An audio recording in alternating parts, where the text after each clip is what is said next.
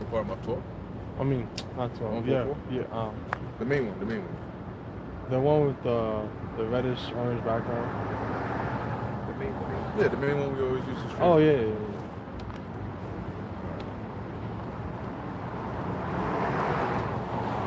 Yep.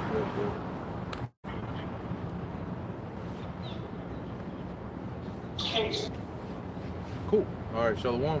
Shalom. First and foremost, we want to give all praises, honor, and glory to Yahweh, Ba'ashem, Yahushai, Ba'ashem, Rakah, Wadash. double honors to the elders and the apostles of Great Millstone, and peace and blessings to the elect. And getting right into it, we were just discussing, as you put the title, the countdown has begun, and we were just discussing about this Q4, okay, the fourth quarter. Really, how brothers was bringing up how they might do away with this. A judge might rule on this rent control, and basically do away with it, which would mean that landlords wouldn't really have a restriction on how much to charge, which, I mean, I guess landlords did take a hit when during the whole pandemic before, when they set up that moratorium where they couldn't evict people, and you had some landlords that were pretty upset seeing somebody coming with a new car and a new boat, and this dude ain't paid rent for 3 months, talking about he can't afford it, but he's out here affording all these other things, right? So he basically living there for free. And remember that landlords, they still have to pay for things, right, in order to maintain their property, right? Property tax, all of that. So that's why they charge rent. So now you got some landlords that have been waiting for revenge, and the second they take that thing off, because rent prices are already through the roof. It's already outrageous as it stands now. Okay, so these people who are already living paycheck to paycheck, using credit cards to pay bills, okay, and maxing out all of their shits, now they got to worry about, some of them are already behind on rent, and now rent prices are going to start going up. So people are going to be in for a rude awakening.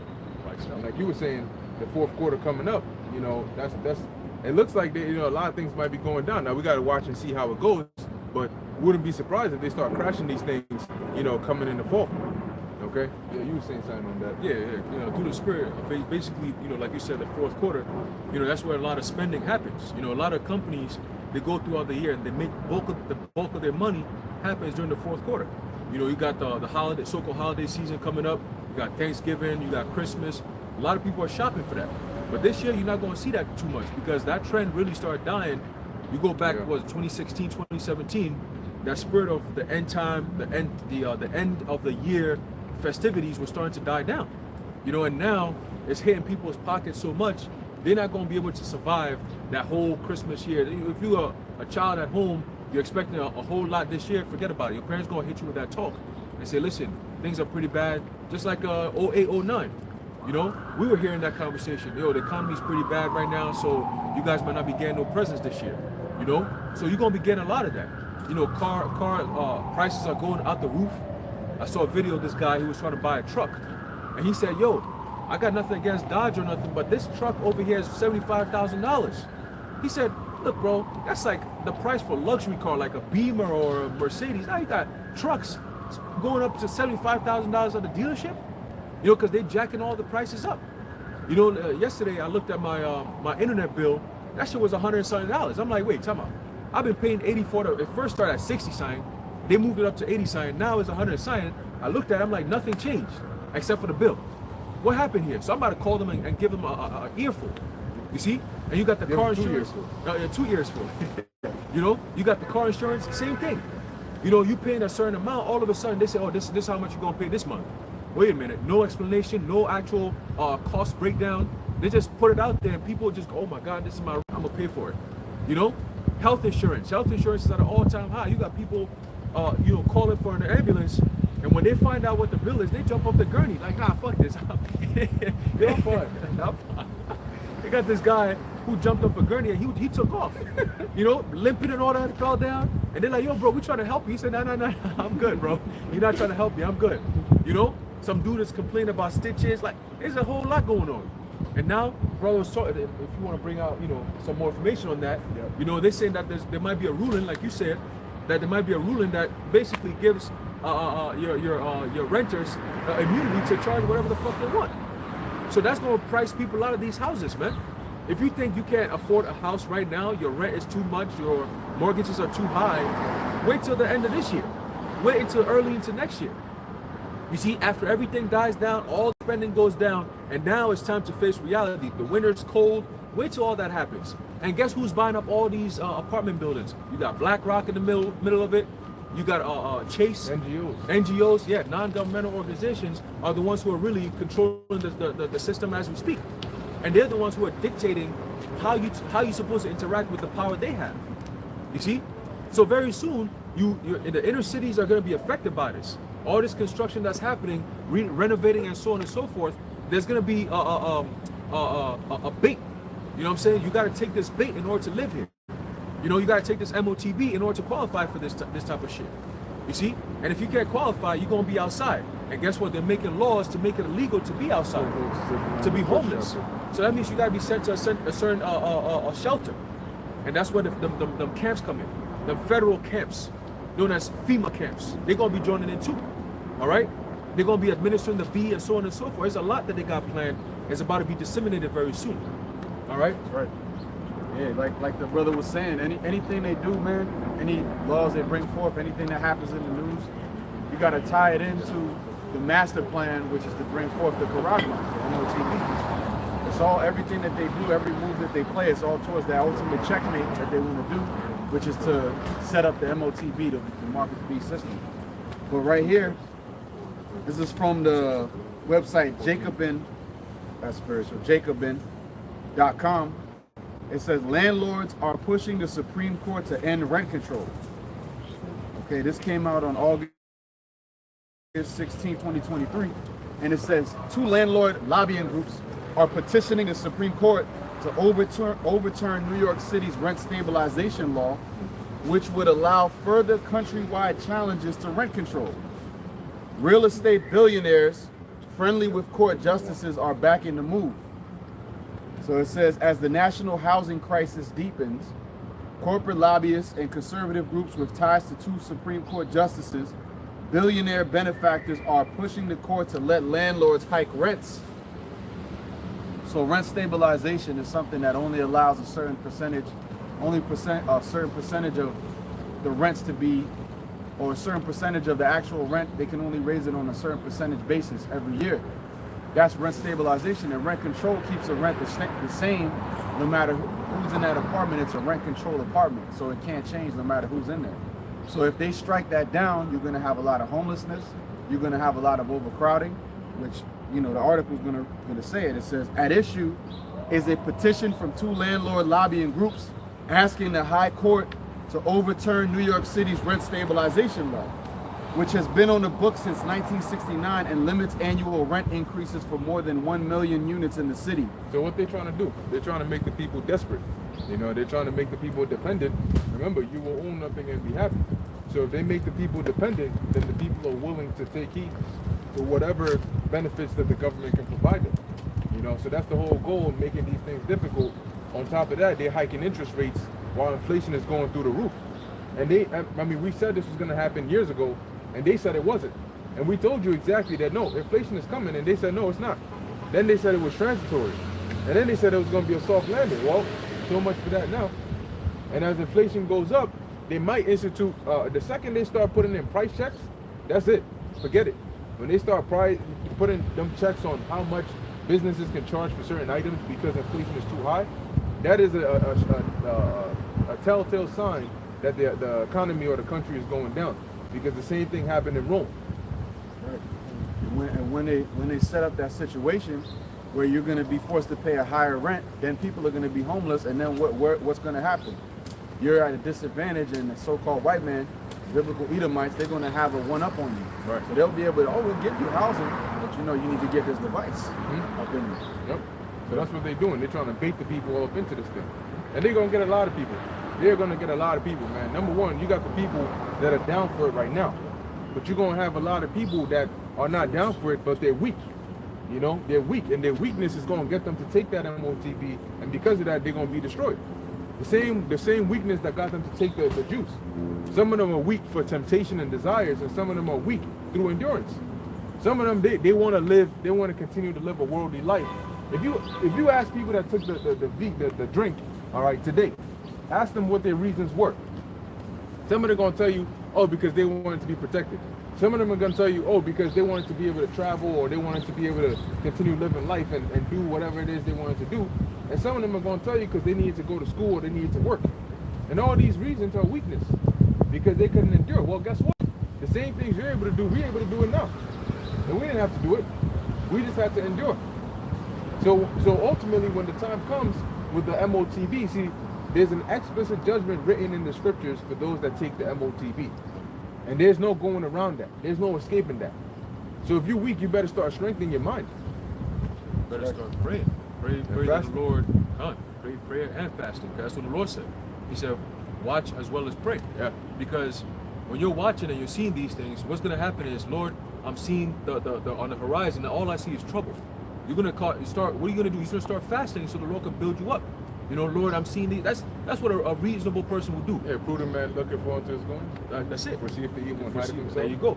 You know, but what does a fool do? He walks right into a simple pass on, and what? They're destroyed. They're punished. You see? And that's what's going to happen, because what's happening is you're getting the word of warnings now. We got people that are passing by like it's nothing. We see it all the time. We talk to people all the time, and they don't care. It seems like, yo, bro, like, you don't see what's going on? Mm-hmm. Some of them see it, but they don't think of it as real enough because it hasn't hit them yet. You know what's the worst part is when they say, well, if I die, I die. Or whatever's going to happen, it's going to happen anyway. And I mean, that's one of the most arrogant things for people to say. Because they're the same people, let a car swerve onto the curb and not even touch it, but just come close enough and see how shook they'll be. Let them see somebody get shot in front of them and see how messed up in the head they'll be. Because then they're not speaking in reality. They're doing solutions. Careful what you wish for. Yeah. You know, death ain't simple. You know, and there's things worse than death. So that's the thing. People don't think, oh, if I die, I die. Well, it's about how you die. You haven't clearly they haven't been in a situation where they wish they were dead. First off, nobody wishes to die. So imagine how bad it's gonna be for you to wish you would take death over whatever situation you're in. They don't think about things like that. You know, people in the time of Jacob's trouble, guess what? People don't. When you get taken and ravished, because the scriptures tell you that, we're gonna go into that. When these women get ravished, first off, the ravishers ain't going, oh, well, I don't wanna be the father, I don't wanna be nobody's baby daddy, so let me pull out. They don't give a damn. You know? So imagine going through Jacob's trouble with morning sickness. Now what? And you can't eat, you can't clean yourself. You're injured, right? Because that's what's happening. They say there's these traffickers and shit. They say that there's some of these women that are being used, they're being bought out and used multiple times a day. Mm-hmm. There's a story I heard, this lady, she was getting used about 120 times a day. A day. Like, yo, you got no spirit at that point. They're fucking all out of you. They're hollow. Yeah. And that's the type of shit that these people don't realize when they open their mouths and they say these things. Because the scriptures say every idle word shall be, you know, you're gonna have to give an account for it. So when that time comes, maybe a death angel might be there to fulfill your request. Oh, it's not so bad, huh? Oh, it's not so bad. Let me show you how not so bad it is. Well, let's get what you got, and then let's get. A bit more. Okay. It says Samuel Stein, a housing policy analyst at the Community Service Society, right, an anti-poverty organization in New York, said that if the Supreme Court were to overturn the rent stabilization law, it's the end of New York City. Oh shit! This place is now. On top of that, they got this problem with migrants. You know, they're saying these migrants are they taking over everything. You know, they're going up into places, and they say that some of these people coming from drug cartels and foreign countries, gangs and shit, and they come here posing like they don't know shit, and then they start infiltrating. So next thing you know, you walking down your block, you're like, who the fuck is this? You know, you got a whole group, they just there looking. Yeah, what's up, hermano? You know?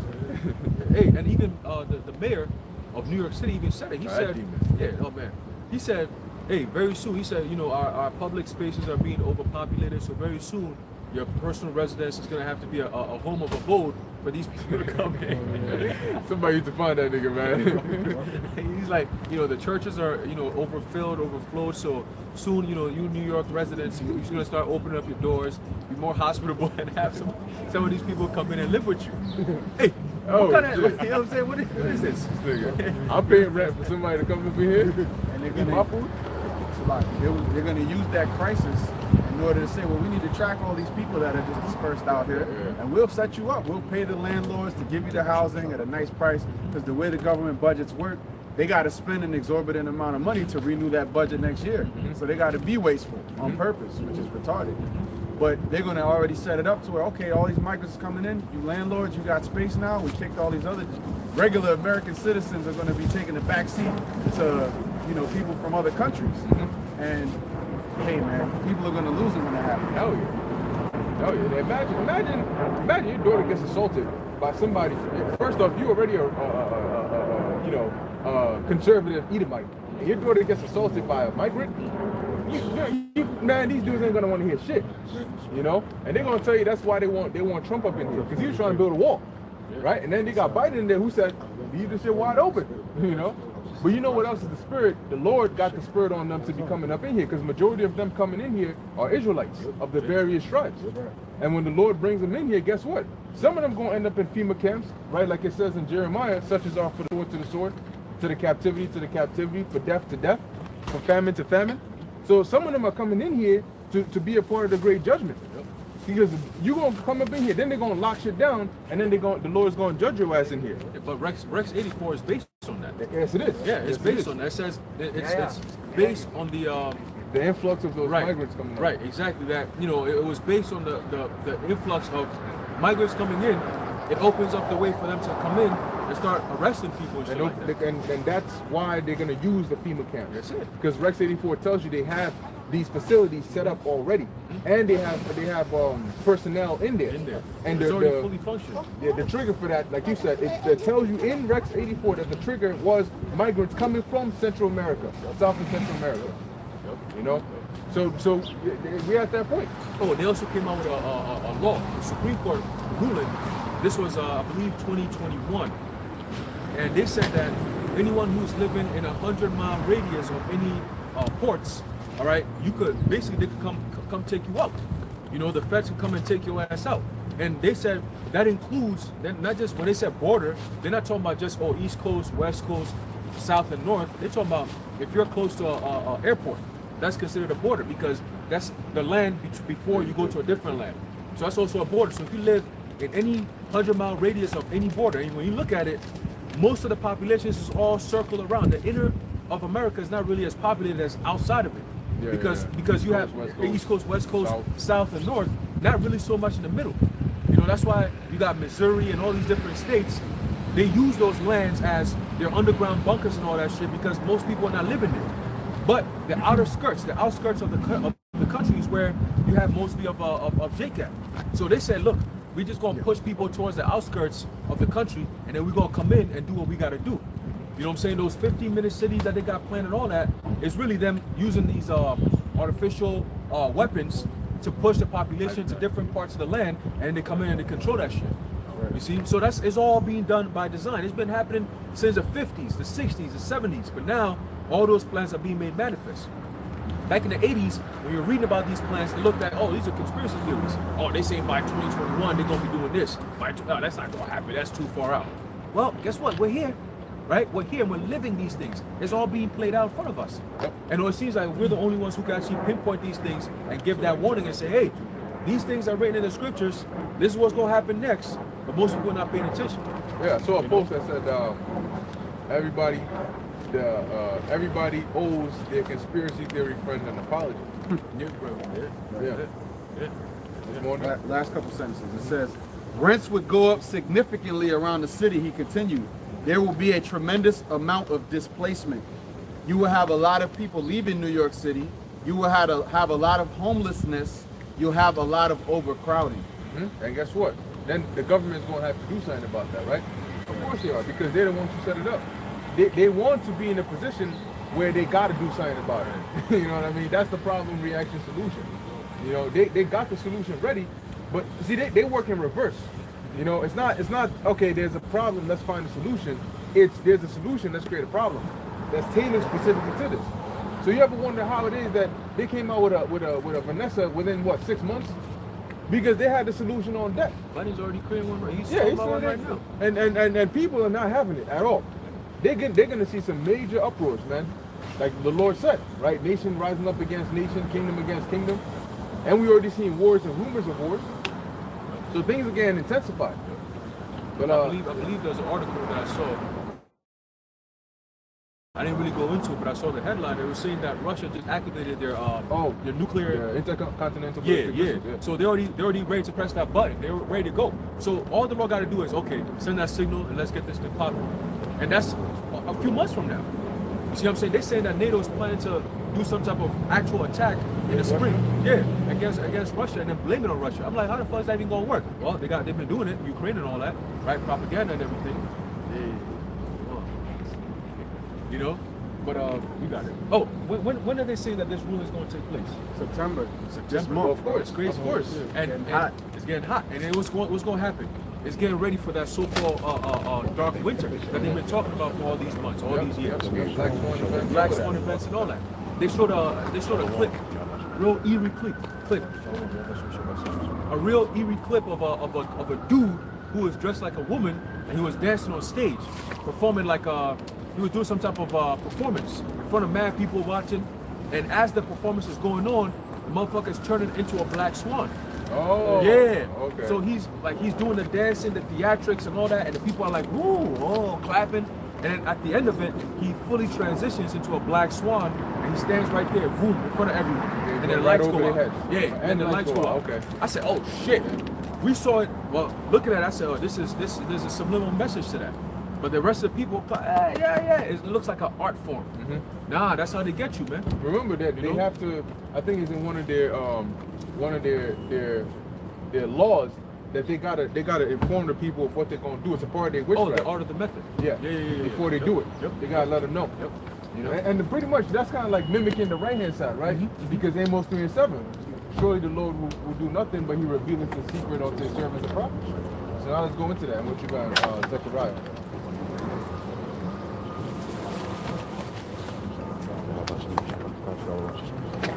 All right, it's the book of Zechariah. Yeah, I'm not. This is the book of Zechariah, chapter 14, start off at verse 1. It says, behold, the day of the Lord Yahweh cometh, and thy spoil shall be divided in the midst of thee. That's the first verse. Verse 2. For I will gather all nations against Jerusalem to battle, and the city shall be taken, and the houses rifled, and the women ravished. Yeah, and that links up with Isaiah 13, which we could go into that too, right? It says the houses shall be rifled. 2nd Ezra 15, they're going to be breaking up into these homes, right? And the women ravished. When you look up ravished, modern day terms means they're going to be taken, raped by force, and they ain't going to like it, right? And read that again. It says, for I will, Zechariah 14 and verse 2, for I will gather all nations against Jerusalem to battle, and the city shall be taken, and the houses rifled, and the women ravished. Now, when you read in Isaiah, it says, and their wives ravished. Okay? So you're going to have women that so-called don't have husbands, and women that so-called have husbands that are going to be getting ravished. Go on.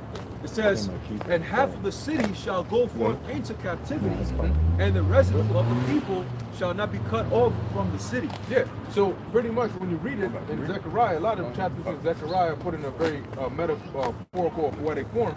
Okay, but it's emphasizing that you're going to have people getting sent to the captivity. Now, what's an example of the captivity? These camps. All right, these camps where they're going to carry people off and send them into. And you ain't going to have a choice up in there. Watch that. The boy in the striped pajamas, I think that's what it was called. And it was about the JJs, you know, apparently it was about the JJs, you know, back in Germany and stuff. And you had two boys. One was the son of one of the generals, and the other one was a JJ that was behind the fence. You know, and he was wearing like a striped pajamas, you know, and basically they became friends. You know, and then ultimately, you know, they would play with the behind the fence, they'll play games and shit like that. And then one day it was time, because what they were doing was they were broadcasting the FEMA camps as getaways, like a vacation and stuff like that. You know, yeah, for the JJs. So whenever they were gonna get up in there, then they'll find out that that's not really what it is. But I think at the end they ended up gassing them up, you know, in the gas chambers, and then the kid got mad because his friend died and shit. You know, and all of that. But once again, his friend was only able to get out because of him. They would get out and play together and shit. But once you ended up in that camp, you ain't getting out. You know, lest the Lord be with you, you ain't getting out that camp. So such as are for the captivity, a lot of people gonna die in that captivity. Now, if the Lord is with you, you might either be a martyr or you might get delivered out of there. Maybe the Lord might put you in there to get somebody out. You know, like the Lord did with Paul and Silas. The reason he had them get arrested over there was so that they could meet that centurion, and then they could convert them. So really, the Lord ended up taking them over there for that very reason. And so you might end up in a FEMA camp, not because the Lord hates you, or it might be because the Lord hates you, but you might end up in there because the Lord he needs you to do a certain task. Need it. Yeah, you need it. Hey, that's why the scriptures tell you in Isaiah 33:6, it says that wisdom and knowledge shall be the stability of thy times, and what? And the strength of salvation. The fear of the Lord is his treasure. So ultimately, if you believe that you're a servant of the Lord, no matter what situation you're going to be in, you have to have faith that the Lord is going to deliver you from it. Right. Right? That's part of the reason why we're here in the first place. That Lord, ultimately, all this stuff we're going through, you're going to deliver us when your son comes back. So if you end up in a FEMA camp, or you end up in some type of, a tough place, or in some type of strait, right? You got to keep the faith that, how about Shai is going to deliver me, right? It's not for no reason. I'm not here because the Lord want to put me here to be destroyed, right? You might get tortured, whatever it is, but guess what? Maybe the Lord might put a spirit on you to show strength for some elect who might be in there. Somebody might see you, they might hear something you say. You might be standing there, you might be praying to yourself, and somebody might hear you and be like, how about Shai? Oh shit, yo, you said what? Oh wow, that's the spirit. Hey, you said something about this. I remember you, Hebrew Israelite, right? Yo, I believe the same thing. I don't know how we end up here, but I've been telling my family, this is gonna happen. I used to watch videos. I used to watch your videos, you know? And the Lord, that might boost your spirit. And be like, oh shit, I'm not in here alone, Lord. Hey, I got somebody who's here. You know what? Let me help you out. Sometimes you might be in a very low state, but when you see a brother or a sister or somebody who's with you, who's in a lower state, it gives you more strength to help them out. You forget all about the weakness that you're going through, because you're like, I got to muster up some strength to help this person out. You see, and that could just help both of you out. Hey, the scriptures tell in the book of Proverbs that 2 is better than 1, because when one falls down, the other can pick him up. You see? So it's always good to have that spirit of, you know what? I might be here alone. It might seem like I'm alone, but I'm not alone as long as Yahweh Bashim Yahushua is alive. And that's an opening for me to help somebody else out. You see? So I'm here for a reason. So we got to think of it that way. And the Lord is always going to provide. You see? Might be something for an angel. I was about to say, the thing about the story of Daniel, right? The Lord scripture says that the things written aforetime was written for our learning, right? So the story of Daniel, when you actually look at it from the perspective of somebody that was there, right? Daniel was literally thrown into a lion's den with everybody expecting him to be eaten. But when they came back, Daniel was there just chilling. So now you have the perspective of the story from Daniel's perspective, and you have it from the third person's perspective. Daniel actually, people thought Daniel was about to be like, the next day we're just gonna find his carcass is gone. He come back and was like, oh no, the Lord basically provided. He got food, right? Because we learned in the Bell and the Dragon, that he actually had an angel send a whole nother prophet to him to send him food. Yeah. And then the lions, they didn't even touch him. Yeah. So in Daniel's perspective, he actually just experienced a miracle. Right. So us being in captivity, people from the outside would be like, yo, why y'all just chilling? Y'all not even upset. Y'all not even like nothing wrong with y'all. Y'all just in prison.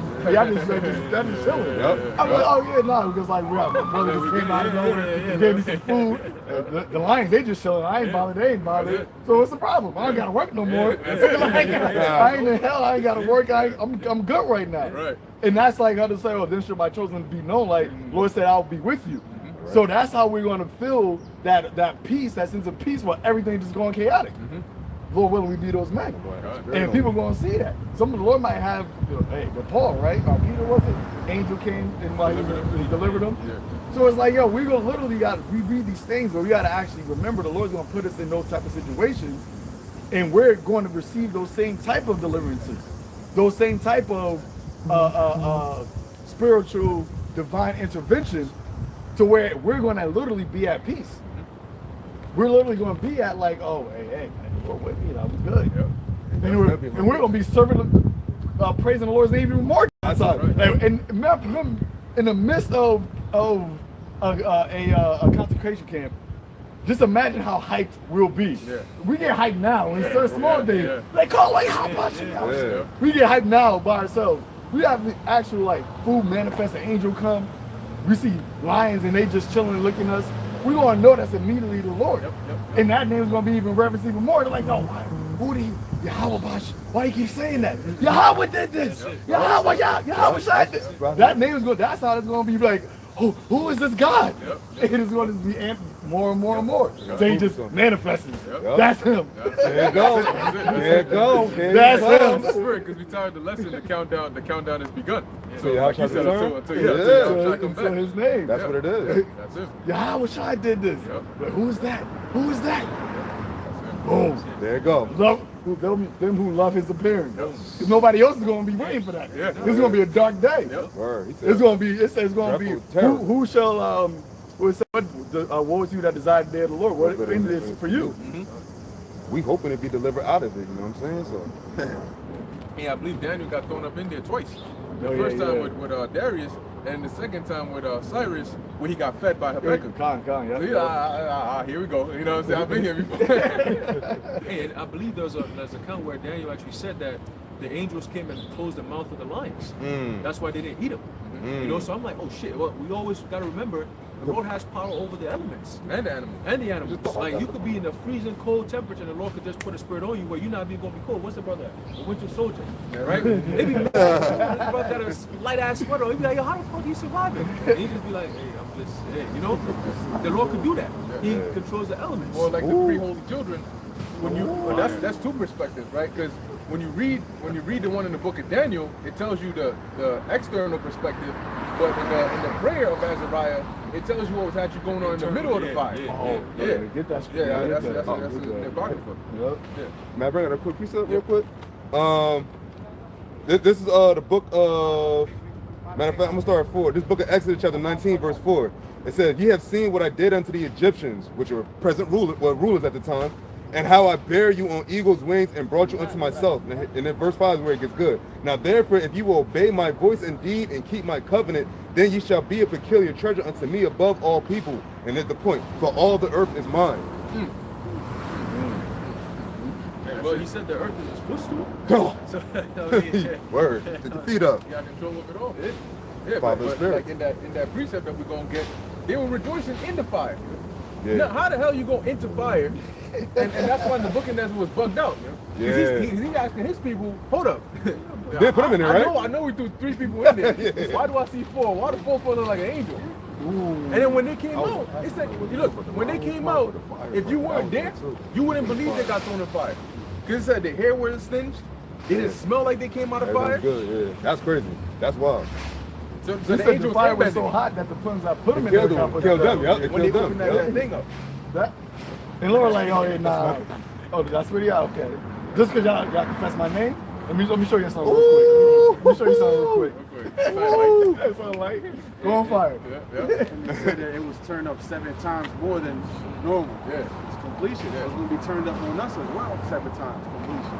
That We're gonna be consuming delivered, fire. though. Yeah. and it was, what was it? They didn't bow down to the image, right? It's the same thing the men, the Lord said he has reserved unto himself 7,000 men that will not bow their knee unto the image of Baal. We see that image being built right now. Yeah. You see, so it's the same spirit, worshiping the image of the beast. We're the only ones standing up and saying we're calling you out for what this is, and it's all gonna fail in the name of Yahweh Ba'Shem Yahweh Shai. And he's going to use his men to make his name manifest. You're my He's witnesses. going to use his men to show his power. You see, and that's the thing. Yahweh Ba'Shem Yahweh Shai is a power, just straight up power, bro. And you got to understand that. But see, the world doesn't understand that. They don't get that. Yo, and the name of the Lord is so insignificant right now. Because look at what we're doing. We're actually literally making ourselves fools. We're on the street corner, right. just like in the corner, and it's talking about Yahweh, Yahweh, Yahweh. Like No one Yahweh. cares. No one cares. Yeah. No one cares. Nobody even knows. trembling. Like nobody's trembling that. But you said Jesus, he would have turned. Right. That Jesus. Yeah. Praise him. But we're saying the actual name of the living God, and nobody even like flinches at that. And then Lord be like, oh, I'm gonna make my name known on the earth. Yeah. What's going to happen? Like that. The men that- What's gonna gonna happen? happen? See, if you say Yahweh and lightning came down, or you powered up, then they going, yo. But that's why we'll go to the faith 2 part. The faith that we have now, we have to deal with the faith part. You know what I'm saying? That's Because the he's cool not part. actually manifesting his fear on us, but we're just fear of his name. for his namesake. Yep. That's why we do what we do, because the Lord hasn't, I mean, he has done small things, but like, there's nothing been something significant, but like, this is why right now you should fear me. Right. But we fear him because of his word and through Yahweh Shah. And then that's when the Lord said, because you have kept the faith, you kept the faith in my name, you feared my name, then I'm gonna make you known. And I'm gonna make my name known upon the earth, why the world shall fear me. You got something you want to say? Oh, and real quick, I got you. That's why how Shai said I made thy name manifest amongst unto the believers, right? So now if you say Yahweh and there was actually somebody who was a believer walking by, they're gonna have the real effect. Oh, Yahweh, hey, Yahweh. I know that. Right. Yep. Jeremiah 5:22. Fear ye not me, saith Yahweh. Will ye not tremble at my presence, which have placed the sand for the bound of the sea by a perpetual decree? It said, tremble at my presence. The Lord's presence is in everything. Because he just said, because I have placed the bounds of the sand of the sea. When you actually look at a beach, the fact that you see all of that water, and then there's a certain point where the water just stops and like, yo, I can't go past this. And like nothing's actually like, there's not a barrier there. The water's just like, yo, I just can't go there. It's always going, just like, no, I can't go there. The Lord said, I made the water say, nah, don't go that far. Bounds you cannot pass. I got a bounds that I can't pass. Like, that's my presence. That's his presence. Like, and everything is Yahweh, Bashim Yahweh Shai, but nobody fears that. He said, fear you not me? Like, look what I'm doing. I make sound come out of the sky. Like, sound is like, boom! Light, sound. Electricity in the sky. In the sky. Oh, he has a firmament that blocks the ocean, the water that's above from the water from touching below. us. Like Damn, what? I didn't think of that. And as hot, I'm just saying, as hot as the sun is, it's all these rays of fire coming down, but it's at a perfect point to not kill and just give life. Except for Esau, he gets killed. Yeah, right. Yeah, every day. Great, you say you what? He's cursed from the earth. Yep. The ones of my curse. You cursed from the earth. Yo, how you curse from the earth and you supposed to be ruling over the earth? So even the earth that you're supposed to be ruling over has like cursed against you, man. It's cursed against you, so there's nothing you could do. Like it tells you in the book of Job, I believe the 14th chapter, the Lord said he's created the bounds that he cannot pass. That means your rulership is for a limited time. Your power is for a limited amount. You can't go past that time, man.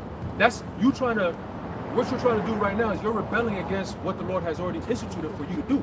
You're trying to say, no, I am the Most High. I'm going to be on the top. Now, this time, I'm going to create life. I'm going to destroy what the Creator has done. I'm going to tell the people that there is no Creator, and I'm going to be the God on the earth. That's impossible. Right. It's impossible. For you to be the Most High, for you to be a God on this earth, you got to be outside of the reality in which we're living in, which you are part of this reality, bro.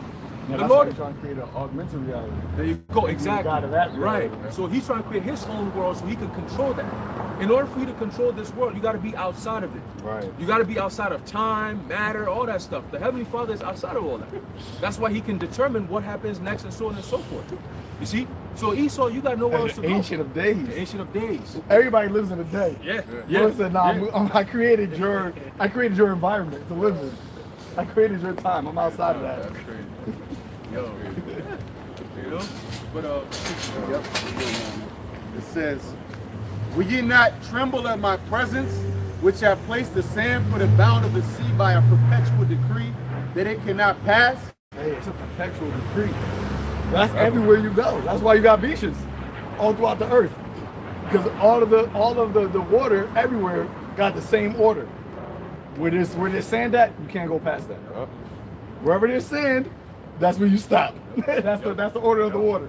no matter how strong the waves might look, Right. No matter where it's at. few feet outside, few yards out, by the time it gets over here to the land, it's gonna flow slow and then slow down and go right back into its place. That's insane, bro. That's insane. But that's all the creation of the Heavenly Father, all done by design, for a reason. And Esau studies all these reasons, and when you sit back and you actually go into it, the intricacies of these details, the only thing you can do is marvel. Like, wow, bro, you created all this, you did all this. The elements like fire, for example, how does fire work? Land, water, all these different things that we take for granted because it's always around us until it's not there anymore. Then you really start thinking about how important it is. But damn, Lord, you created all this and you created a human being to need these things that he has dominion over. Like how? Like I have power over this, but I still need it. Like, hey, that's why the Most High is so important, because he doesn't have need of us, but we need him. You see what I'm saying? Like without the Most High, we're nothing. But yet he doesn't really, he's created everything for us and says, here, have dominion over this.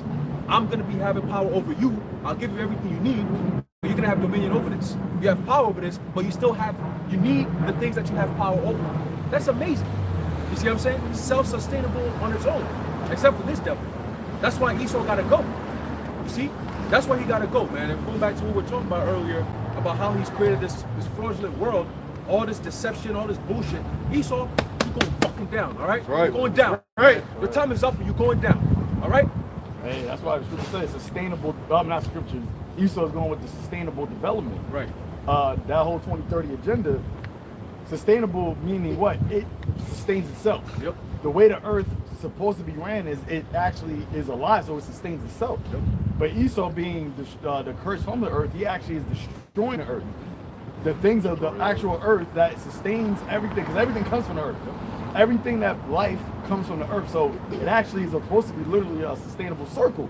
But Esau is actually cutting the, like he's breaking that circle, and he's destroying everything. And that's why the scripture says you destroy him, which destroyed the earth. And if you destroy the earth, then you destroy life.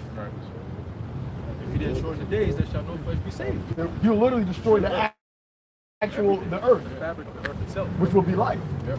And we can't live You without can't her. live. They say now this devil's talking about from Paradise. global warming to global boiling. And they said that the oceans are being boiled forever at chemicals.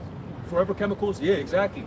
They got the oceans boiling up now. They're getting hotter than they've ever been before. I'm like, yo, you're gonna kill all the eco life, Tell me, bro. order. The earth been on since Adam, all the way up until this nigga came up into power.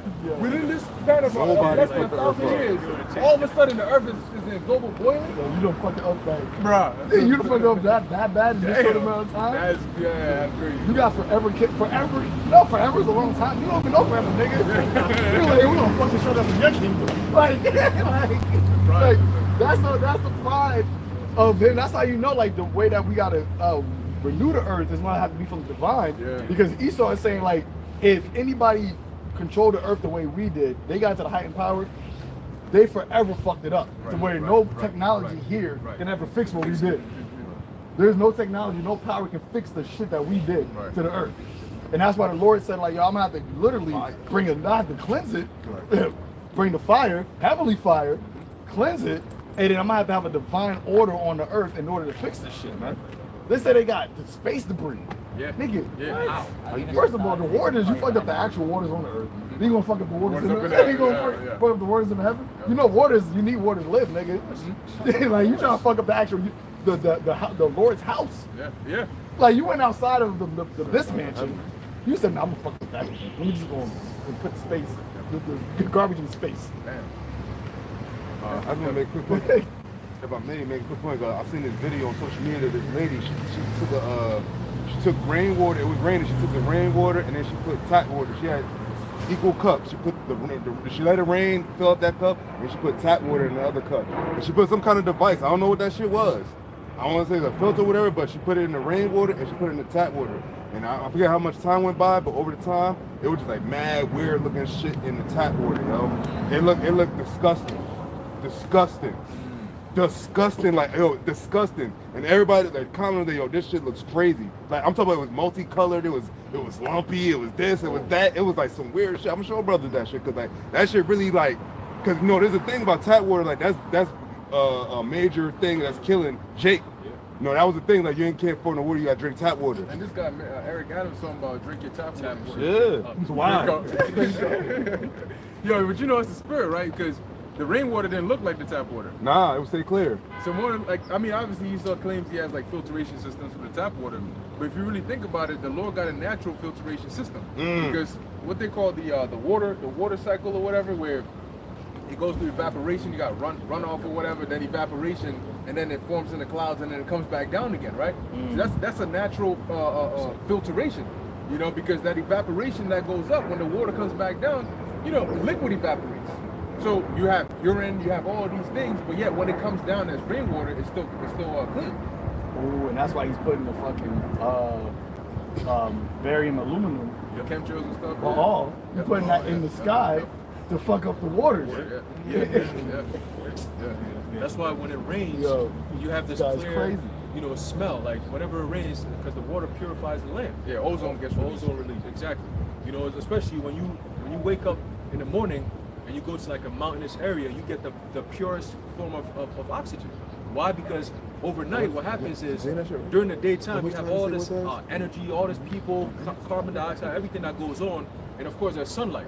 So at night, the trees they've taken up all the sunlight, and they've soaked up the water and all the carbon and everything. So overnight they're processing. So during the morning, the sun comes up again, they start releasing these things. So in the morning you get that fresh breeze, and then later on the sun starts beaming up and it starts getting warmer and warmer, the air quality drops. You see, but in the morning time is when you get the purest form of air quality. And I was like, I was kind of like observing it, not really studying too much, but just observing how things really are. And I did it for like a month. And I was, checking when it rained, go outside after the morning, see how it is, and so on and so forth. And you can notice the difference. You feel the fresh air. Your body changes. You feel the difference. And then when you go down, the air gets a little cooler. When you go down towards the inner cities where there's more people, it's more densely populated, there's less trees, you can feel the air quality changing, man. So you got a lot more carbon dioxide surrounding people, and they gotta live off of that. All these people here, that's why there's so much sicknesses down here. You couple that with the food, the medication, all this poison and all that, the water like you mentioned, it's straight up death, man. And that's what they're pushing on you so-called jakes. You know what I'm saying? So we need an ethnic cleansing. You have to have an ethnic cleansing. Because like the elder was saying, this spraying chemtrails in the heavens is affecting the clouds. When it rains down, it's all poisons. You see what I'm saying? Nowadays, when it rains, I put on a hoodie so it doesn't touch my skin, because it seeps into your pores and it causes all these cancer and all these different things, man, over time. You see? Chemicals, metals, and so on and so forth. You got to detox from all this shit. What the fuck kind of life is this, man? That's why you have a lot of children that's growing up with a lot of ailments now.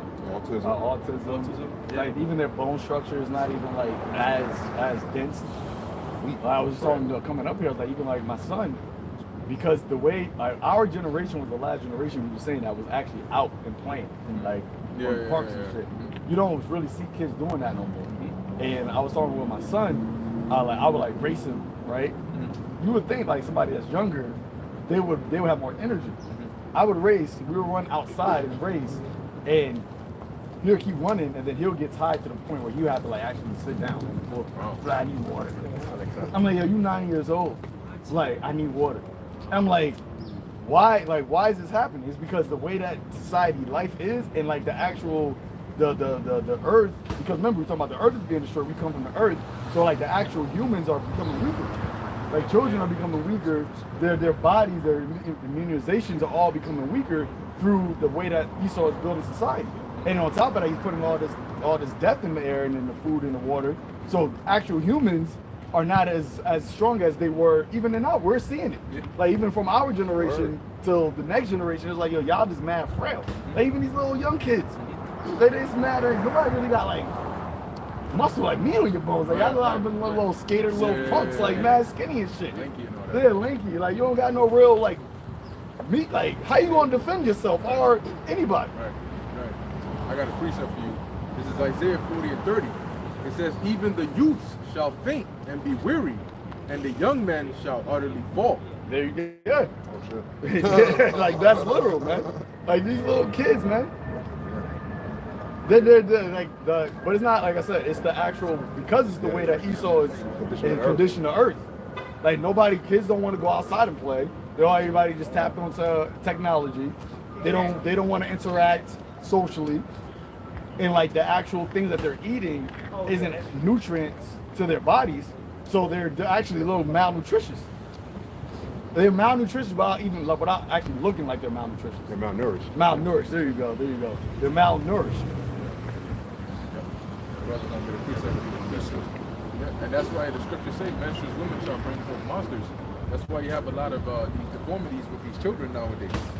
Because of number one, the things that they're putting into their bodies.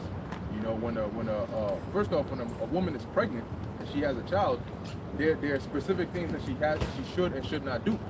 But in today's society, that goes all out the window. They eating McDonald's, they smoking, some of them doing drugs, all of these different things. How do you think that's going to affect the child? The child is directly Oh, connected to you. taking the juicy Taking the jabs. juice, yep. I have a testimony of those two things y'all just mentioned. I drive this lady every day, and she said her mother pregnant with her, when her mother was pregnant with her the whole time, she drank alcohol every day, and she still drinks every day to this day. And then before she told me that, I was like, yo, this bitch is like always like bugging, and she's like really bugging. Now, initially it was a demon, ultimately, but it's like, yo, it's got to be an explanation as far as the flesh. So when she told me, she's like, yeah, my mother was pregnant. When my mother was pregnant with me, she drunk every day. I was like, yo, that's why you always acting like you're drunk. Because like you said, if your mother was pregnant with you and she's stuffing down wine every day, what is that? That's the umbilical cord going right to your brain. And she said when she was born that it was so much blood from her that wasn't supposed to be there. Like the blood, it was like, you know, it's too much blood. That it was like, yo, because that's just probably all that garbage she was eating or she was drinking.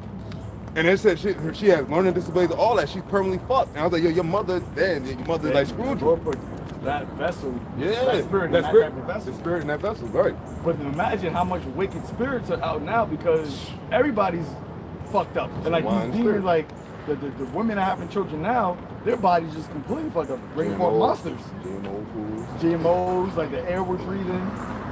So it's like, that's why you got so much wickedness on earth because nobody's actually living according to the law slacked. The flesh is fucked up. I know you said, yeah, preset. Here's the book of 2nd Ezra, chapter 14 and verse 17. It says, Yeah, you got it. it says, for look how much the world shall be weaker through age, so much more shall evils increase upon them that dwell therein. So going back to the point that brothers is making, you know what I'm saying, and also too, it's the philosophies, right? The philosophies are also making people weaker because I remember even at our age, you had a philosophy of being a young man, you had to be strong. You had to find out what are things that will make you stronger. That's just what it was. Mental strength, physical strength, spiritual strength, all these different things. You take herbs to keep you up and so on and so forth. Now, people don't even think of these things. Weakness has become the norm. Being weak, being sensitive, being effeminate is like a thing that everybody wants to be. It's like, oh, my feelings should be considered because of this. Nigga, we got a bigger problem to be worried about. You talking about your feelings? Bro, the Lord got it so bad where you had men who represent strength are now women. Yeah. Like I went out with my eat yesterday, and I was at a spot, and there was an actual whole. First off, I didn't see this one person. A girl with like basketball shoes, like a girl was like, I don't even know why men want to wear heels. I don't even know why men wear heels. I don't even like wearing heels. So there was a man who was wearing heels walking by, and I seen another spot. I'm like, yo, you see that thing right there? That's a guy. And the nigga had on a whole like jumpsuit when I wore like the spandex jumpsuit. Oh, Yeah, the spandex jumpsuit, one piece with the hair, all that. I'm like, yo, that's a guy. I'm like, yo, this is like, but this is normal. Like nobody's looking at this thing like, yo, this is what the fuck is going on. Like, You gotta accept this feels actually like I'm in my element right now. Right. I'm in my vibe. And I'm like, yo, we think about when we read the scriptures like 2,000 years ago, 3,000 years ago, we talk about the ancient men of old, right? To the Lord, that was only 4 days ago, 3 or 4 days ago. It's like, yo, you see what I did like in 3 or 4 days? Like, look how bad this shit gets. Look how bad this shit got underneath Esau. The bases of men. Yeah, I saw a similar thing today. Probably the same nigga. Yo, I'm like, I stopped at a red light and it turned green, so I'm about to step and drive. And the nigga is so weird. He decides, oh, there's traffic. I'm gonna jump in the middle of traffic, so everybody has to stop to see me passing the street, bro. And he got the wig on, the hair, and brolic ass dude. Oh, you saw the two dudes on our way here. We saw 2 dudes on. My man's got chest hair and everything with a black dress, walking with his man's with a little small dog. Yeah, you seen the teacher that had the Z-cup prosthetic implants? I ain't seen Yo, that. Google that. Yo. What is that? There's a transformer teacher in high school Oh. that over the summer got Z-cups prosthetic implants. breast. Z-cup. Wow. Probably like cartoon on the ground type shit. Yeah. You see this, and the school district said that we can't do anything about this because we don't discriminate against any creed, sexual orientation, or any. Yo, the nigga's nipples, or whatever you want to call it, is literally protruding out. Like it's like 3D, like that shit come out. And this is what's teaching the children. They spawning demons out here now. This is what's teaching the children. What the fuck? That's wild. That's a man. Yeah, I seen that. There was a big controversy, and he still had to let him teach. And he still gotta let them teach. So this is what's actually teaching the like teaching children now. This is what society is becoming in this age. It's like, yo, you want to bring children into this? So now you think about it. All right, well, the elect men, some men do got children, and I'm more fearful. That's why the Lord said, like, woe to you that got children. I'm more fearful of my child than like a brother that don't got children. Like, yo, because like having children is supposed to be a blessing. So brothers do get the feeling like, yo, man, I don't got no seed. But then you look at the earth, and you're like, I don't want to bring no seed. I feel more blessed not having children here than to have children here. And it's like, yo, dude, my child grows up getting taught by this. That's right. And you can't do And nothing. I can't even do nothing. Because now they got this whole thing where children, what we call it, gender affirming.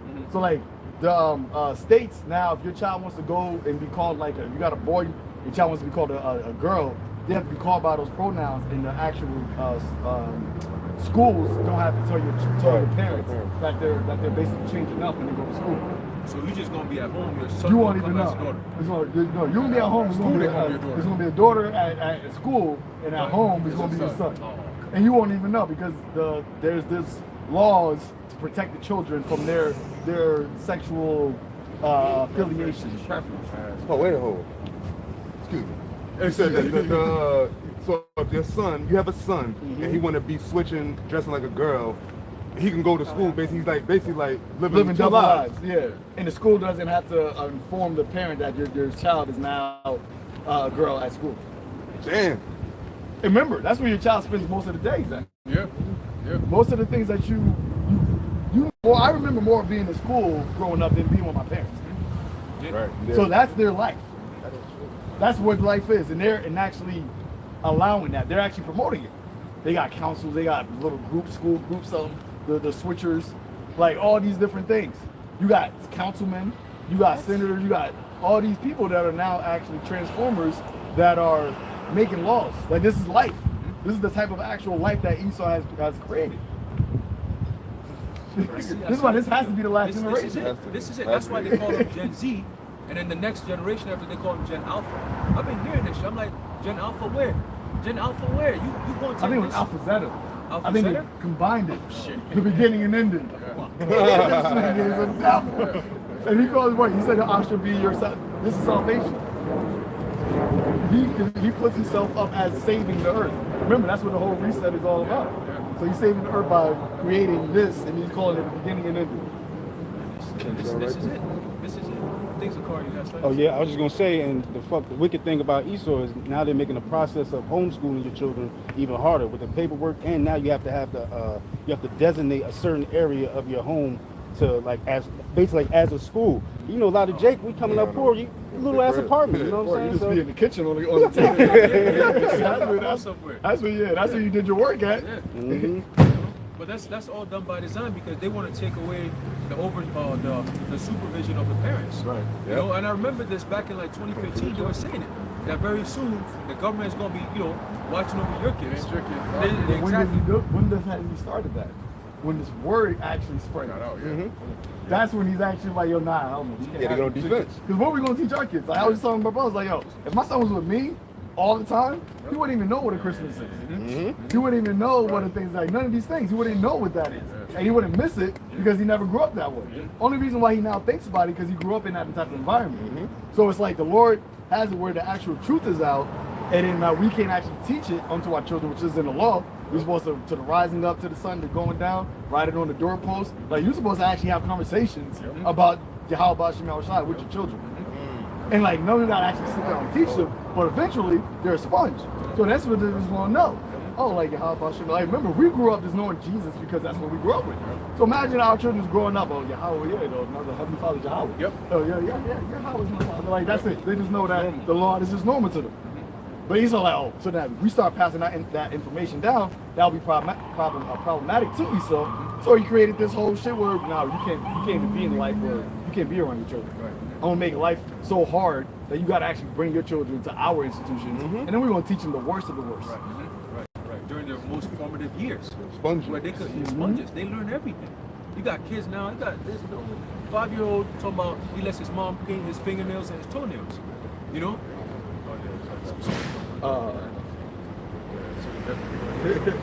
But you know, again, you got all these things happening, and the men of the Lord come out and talk about it, and we're looked at as a hate group and all these different things. Again, Esau is just changing he's basically creating a new language, you know, which is what they do to suppress a society. Because remember, in all things, English is a secondary bastard language. In every time we read, there's a reason why there's an emphasis on going back to the Greek and the Hebrew and so on and so forth, because you have in the English, you have primary meanings and you have secondary meanings of words. So when we read it, we're telling you the primary meaning originally, this word means this. Esau is saying, no, listen, we have a secondary meaning, and that's really what the meaning is. That's not true. That's not true. Okay, that's actually false. That's why we're bringing back everything. We're bringing you back into remembrance.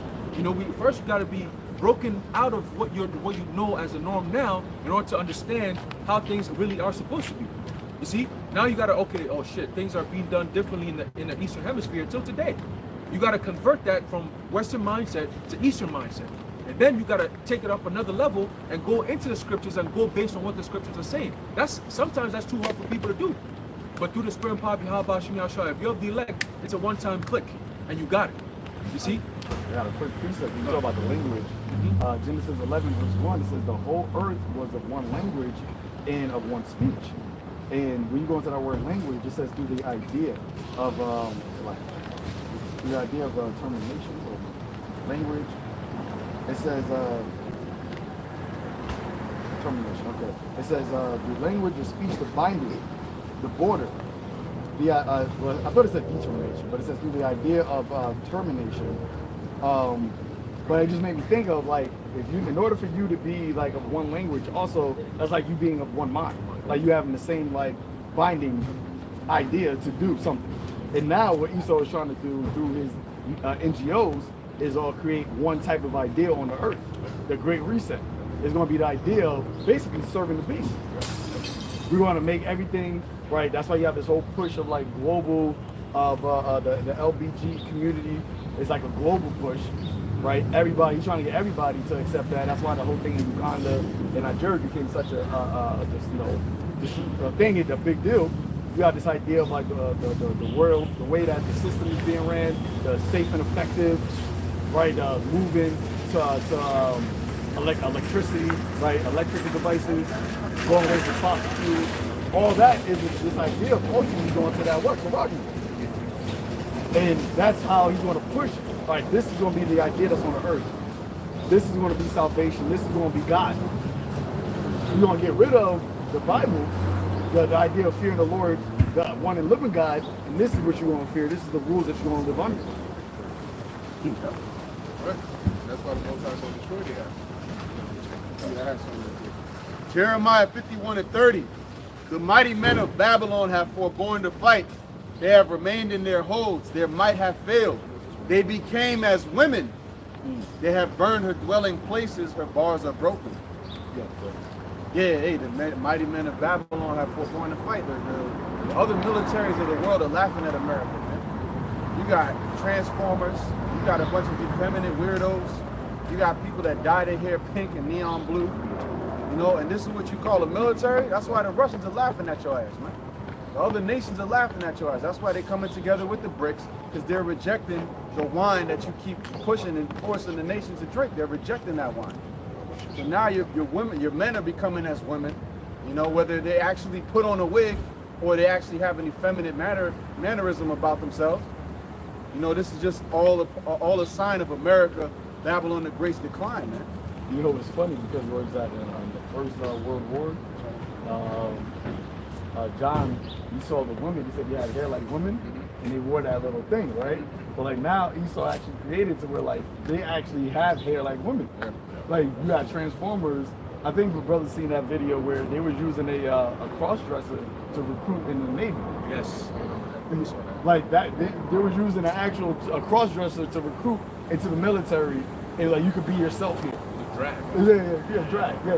Drag. So that's going to be your women. That's going to be your soldiers. So it's like now the vision that John saw Esau went and even took it a step further. It's like, oh no, we put the hats on, but the hair now we're gonna actually have hair. And that's why like these other nations see Esau, see America like yo, you ain't shit. You ain't shit. See, even back as like the Romans, for example, they also had something similar. But there's at least the men, like the Spartans, they would have the thing on the top. But they look like men going to war. This thing came back and just revolutionized the game. That's something else I was thinking about. This whole new phase where men are just wearing nail paint on their hands. Bro, the #1 recruit for next year in football, quarterback Caleb, his name is Caleb Williams. I seen a Photoshop, like a picture of him, and he had his nails painted. And I'm like, yo, but he didn't look. The crazy part is, and this is where like shit is just like weird, like actually weird. He looked like a regular man, right? Like he had facial hair. He's like, he didn't look like he was effeminate, but he just had his nails painted. And I'm like, they're getting to the point where they're just like merging the sexes. Yeah. It was like a man can look manly but have feminine qualities, like nails and fucking, and then a woman can be feminine but then black hair. Yeah. Like, you know, I like men. Like, that's bad for you. Right, and that's the like the sexy reds. Like that's a nigga. Yeah, that's a nigga. Yeah, she got definitely masculine. Yeah, that's a nigga. Yeah. But like people look at that like, oh, that's a sexy girl. Oh, she really a nigga? She's not really a nigga, she a nigga. Oh. I ain't know shit. But even if she's not actual female, but I'm saying, let's say male, but let's say she's actually a female. That's a nigga. Like that's what a nigga would look like. Yeah, like that's what a nigga would look like. You talking about my pussy paint? Oh God, bro. You got one? I just found out Lady Gaga's a nigga. I just found that shit about. Yeah, Lady Gaga's a dude, bro. Like it's been a thing. Since 09 when that nigga came out, it's been a thing. Yeah. But see, but that goes to show you that they're bringing out the God that they worship, which is the Baphomet. Baphomet is an androgynous spirit. That's where you get all this concept of gender neutral, gender fluid, all that bullshit, man. That's why they're teaching that to the kids. Wait, and guess what? You say male and female created them. And then this guy is like gender fluid. I am God, and there's nothing else. Yeah. You know, and then these athletes, you know, what's happening is they push these things on them to push to the youth. Because the youth are watching these things and they make it seem like it's a fashion statement. Right. You know, like, oh, you know, if you, like LeBron James, got a purse like a female, and you get up and hold that purse like a female with his hands slanted, and broke wrist nigga walking around like a brat, like a female that you just said some shit you don't like, so now she mad. She get up and walk away. Like, nigga, stop, bro. You a grown ass man. Stop pushing that type of shit. When are the men gonna stand up and fight against this type of shit? Somebody that wearing dresses, Ibaka wearing dresses, grown ass, brolic ass nigga, bro. But guess what? That's what it's almost like a rite of passage. Like a modern day buck breaking. Buck breaking, exactly. What's this guy? Michael B. Jordan. Him. That after he did that Creed, the last movie he did with the other guy, I forgot the other guy's name. They did a ritual, and they show you that they were all grabbing each other, hanging out. It's like, oh, yeah, it's a brotherly love thing. That ain't no brotherly love, man. It's a sodomite relationship that you guys are doing over there, man. In order to be on the mainstream like that, you gotta allow. You gotta do these things. It's a rite of passage. If you want to be in the upper echelon of politics, you got to be down low with not just the men of men. Yeah. You got to do pederasty. That's part of the fucking plan. The rabbis, that's what they teach them. All right, the white thing vocab don't come against that. When you go into these theologian schools, it's part of their curriculum. They got to teach you about pederasty, about sleeping with kids. You know what I'm saying? All this pedo shit is all part of the plan, man. Why do you think it's all coming out? The Amalek priests, they do what to the circumcision? And that's known. They had that in a Law and Order episode. That's something that's known that's done amongst the Orthodox Amalekites, man. And they actually have that publicized, which is why. How do you know why they got so much power in earth? No other nation does something like that publicly. Like, give us the penises. Like, but they're your leaders, right? They're the non-elected officials. And it's them that have to come up with these laws for everybody to fall in line. Right. If you speak against it, you're anti this, anti that. That whole anti whatever shit came out to protect so-called JJ, who was engaging in these kind of activities.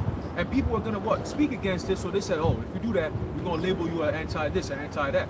That's just a way to stop you from conversation. But guess what? That's not gonna stop us. Right. Okay, your labels and your terms and all that, guess what? One thing you can never say is what we're saying isn't true. Because we're speaking the truth.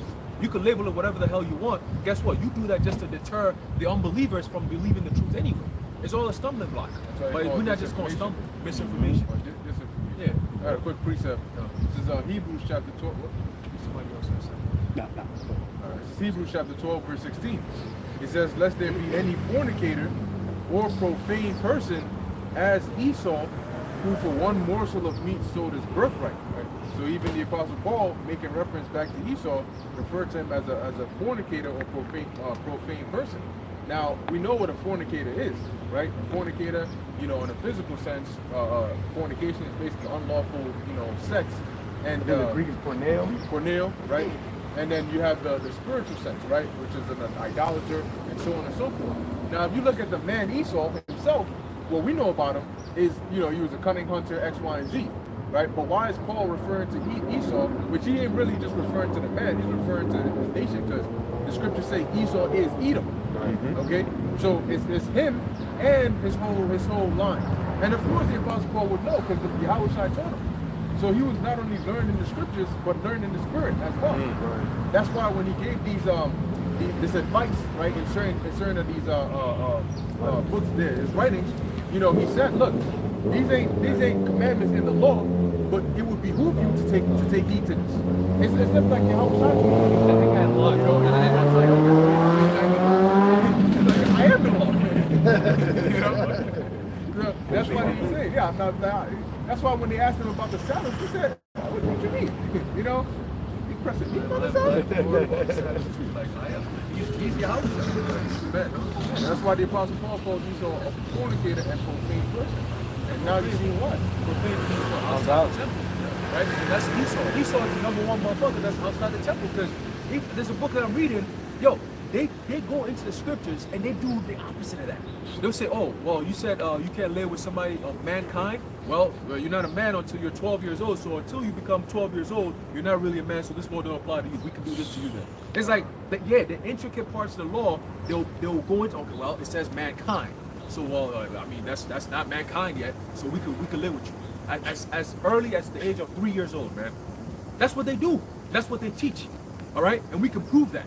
If you want to really go there, we could go there. But that's in the movie Nefarious. How the demon was basically he was speaking like in the sense of Esau, that this is they do things that are against him.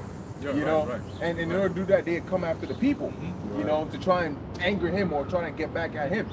Like you were saying, but it says he was without the temple. Now you don't know what happened the last time an Edomite tried to run up in that temple. This guy, Ptolemy the fourth. He tried to run up in that temple. Mosai struck his ass with some seizure-like symptom. Yeah, they took this, they carried this nigga out, and now he got mad and started persecuting the Israelites up there in Egypt. But it goes to show you this guy, like Biden. This. But you know what? At the end of the day, as much as we hate Esau, we really glorify the Lord every time we speak about the despicable aspect of this devil, because it just goes to show you how magnificent the Lord to create. When he said that this guy is the wicked, this is why he said he's the wicked, because he made him to be the wicked. So it goes to show you the extent of the power of the Lord. So really, we ain't even crediting Esau, we crediting the Lord, saying, damn Lord, I mean, you made this guy the worst of the worst. Satan even looks at this guy like, damn, you a demon, nigga. I mean, I was made to be the king of the left hand side, but you just a demon, nigga. Because Satan is in order with Yahweh Bashem Yahweh Shai. Esau goes against the order of Yahweh Bashem Yahweh Shai. So Satan is technically, he was made to go against Yahweh Bashem Yahweh Shai. But even that's a scary thing. Like, nigga, you were created to go against the Creator himself? That's a, wow. You see? That's why you got that kind of pride. That's why they're going so bad. You got it. But he was so bad that he created Satan to literally go against his order on the left hand side, but it's his order.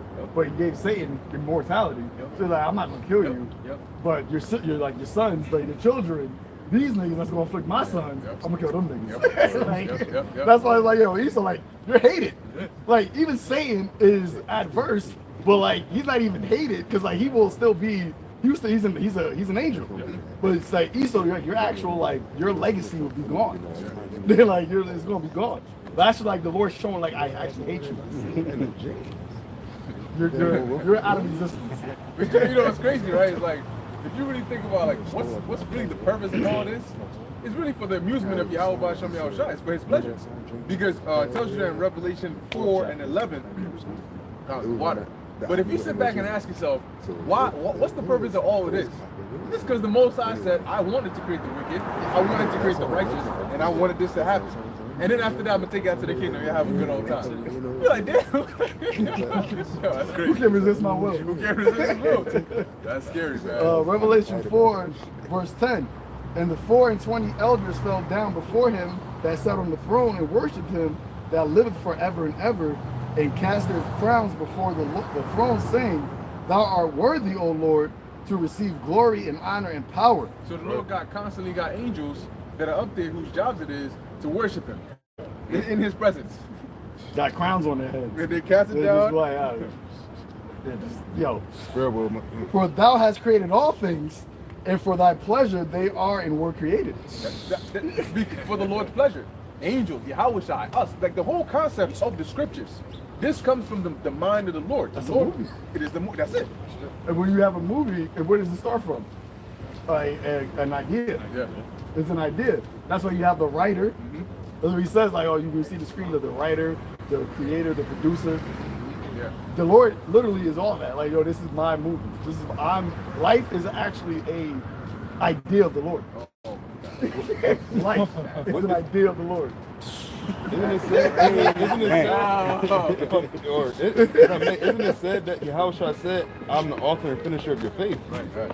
So like, Author and finisher, yeah. author and finisher of your faith. So like that is all directly from Yahweh Shem Yahushua. All of what we have, the mindset, your thoughts. Because you gotta think about, yo, what gives you a thought? I'm gonna ask my earth father, like, yo, so what gives you a thought? He said some bullshit, but it's like, yo, no, what gives you a thought? Like, you have a thought in your mind. The Lord said, I work on the minds of the kings. Right. What do you think about the regular peons of people? Everything is the Lord. The Lord said all the earth is mine.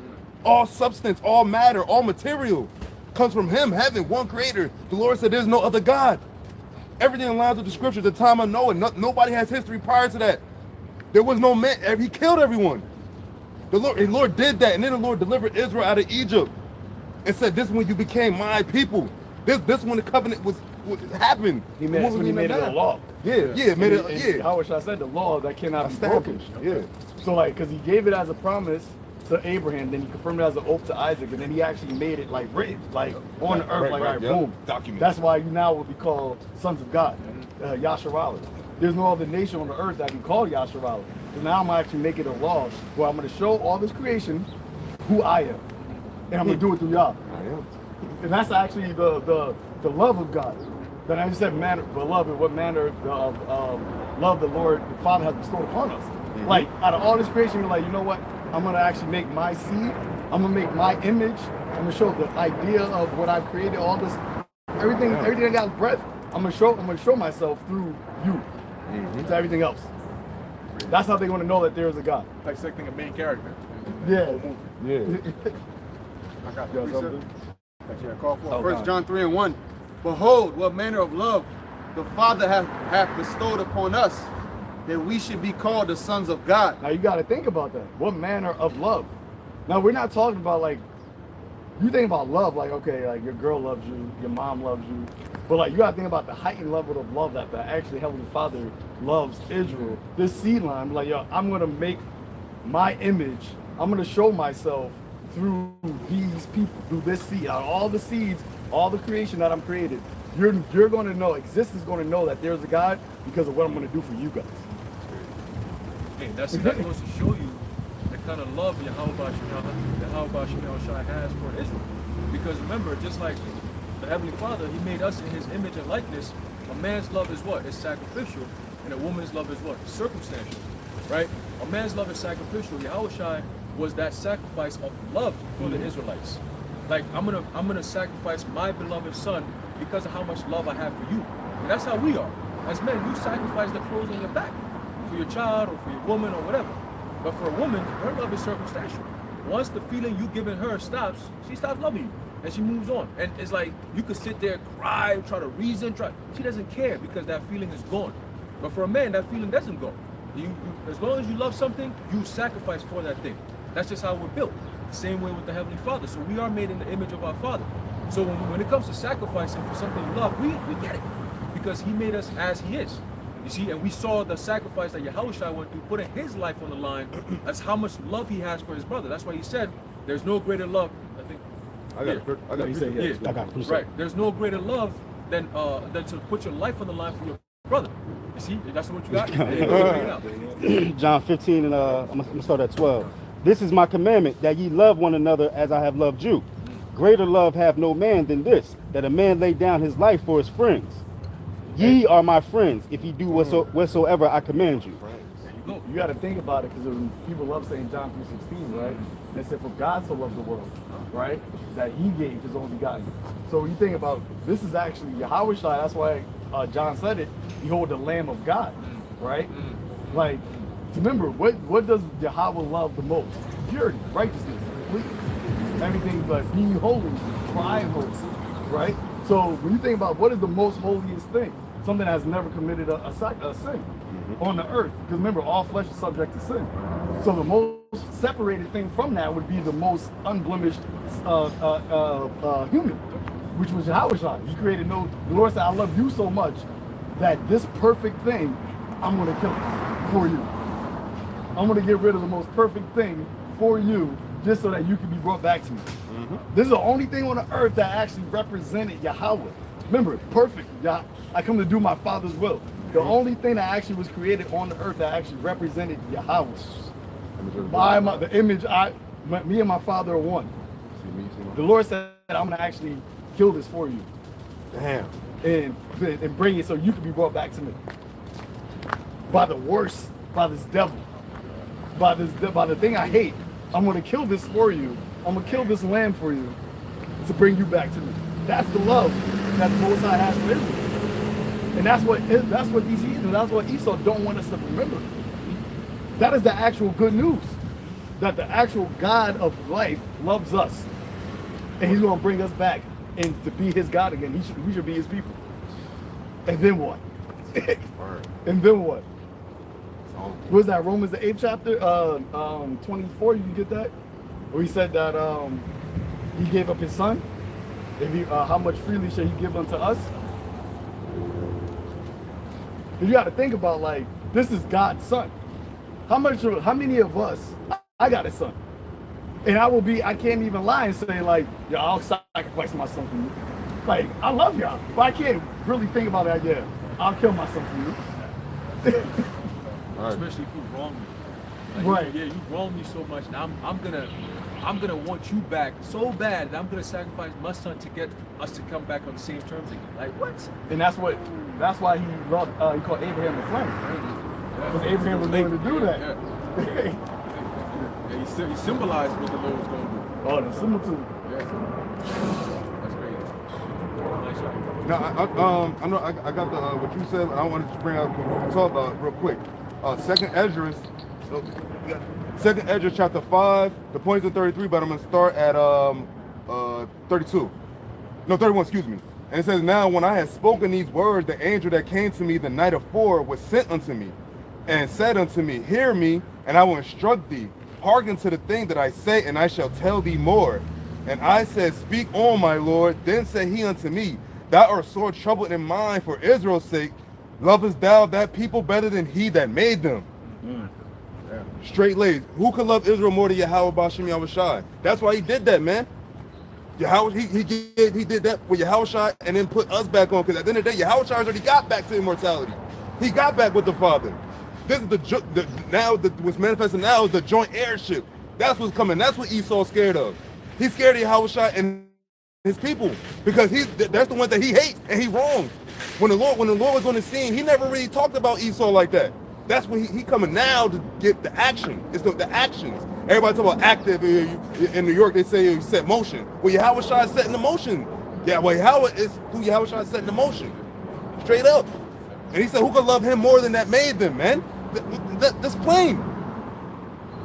But I'll have what you asked for, brother. Oh, you got it? Yeah, it's Romans 8, right? Yeah, 24. You got it? Okay. This is the book of Romans, chapter 8, verse 24. It says, "For we are saved by hope, but hope that is seen is not hope. For what a man seeth, what or why doth he yet hope for?" That's right. Hey, and when you read about faith, that's what the Lord required. That's what the Lord ultimately required of Israel, is to believe. Believe on Him. Believe on His name. Just the name of the Lord alone should cause you to move. That's how dreadful. That's how powerful He is. That when people was like, "Oh, your name preceded you," like that's how the Lord like this. I'm supposed to be. Lord is supposed to be the definition of my name preceding me. That's how much his power is. That His glory is just in His name. Hallowed be Thy name. So keep going. And that's what we hope on, right? That's where our hope is on, that the name, the Yahweh, Ba'ashem Yahweh Shai, will deliver us. We don't have any, like, I think Peter said, if you loved Him and have not yet seen Him.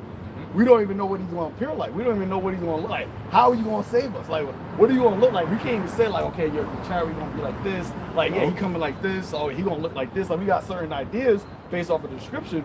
But like we don't even know what our actual Savior looks like. We just know His name. Right. We're like, hey, He's going to save us. We're like, trust in my name.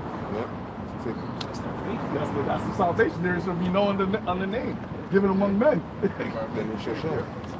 Because when you read the scriptures about like conquerors, we don't know them, but we don't know Alexander the Greek, but we know his name. Right. And that's what his name was carried on through his kingdom, through his seed. That's why in Psalms 72 it says, "What thy name shall endure as long as the sun." The name of Yahweh Shai, Yahweh Ba'ashem Yahweh Shai, is going to be everlasting, because that's what's going to be from the time of the deliverance until eternity. That's what everybody's going to magnify. They're going to know, oh, it was Yahweh Shai that did this. He was the deliverer. He was the one that set up this kingdom. This is His kingdom. You can only imagine what it's like to have the world calling Yahweh Shai. Like, we're so used to having to explain anytime you talk about Yahweh Shai to somebody that's without. But to hear them actually say Yahweh Shai like it's normal, it's going to be Wow. yeah, it's going to be crazy. And now the beautiful thing is about the elect, starting with the elect, the whole kingdom, the house of Israel, that's going to be in you. Yeah. But the other nations, they don't have to get taught that. Yep. And how do people get taught? Mainly is through what? Punishment, pain. Yeah. That's what teaches you the most. That's right. And if the Lord wants to keep His name on the earth, solidified it to where it's never removed, just imagine how much pain got to be put in the earth to the people that's going to actually know that, to where it's like, oh, you're going to be feared into actually teaching and knowing the name. To the point where you're going to teach that to your children. And then they're going to teach that to their children. Like, it's going to be a constant fear. That's why He said His name should be dreadful among the heathen. It's going to be dread. Like, when the heathen hear Yahweh Shai, that's going to be a fearful thing to them. Oh, I know what that comes with. What? I know what Yahweh. Oh no, don't do that, Yahweh. Oh yeah, you're right, Yahweh Shai. Oh Yahweh Ba'ashem Yahweh Shai. Oh, so I don't want to know. But remember, they're still in the flesh, so they're still gonna be subject to the sin. So they're gonna go off, and then they're gonna feel. Yeah, then we're gonna be His representatives. So when they see us, they're gonna see the Father. Oh, you ate what? Up in your house too. Oh. Well. Oh. It's going to be brutal, too. You go ham? Oh. The law being in the earth? You going ham? You go ham? Oh, ham is that? Ham having ham? It's like everything, and that's where the curses will be upon you. Because remember, the curses was for us to remind us not to go off. That's why I said, why should I be stricken anymore? You should revolt. You're getting cursed and scourges for amendment. But Israel just they roll with the punches. They actually back swimming in the punch. Like, yeah, we love this.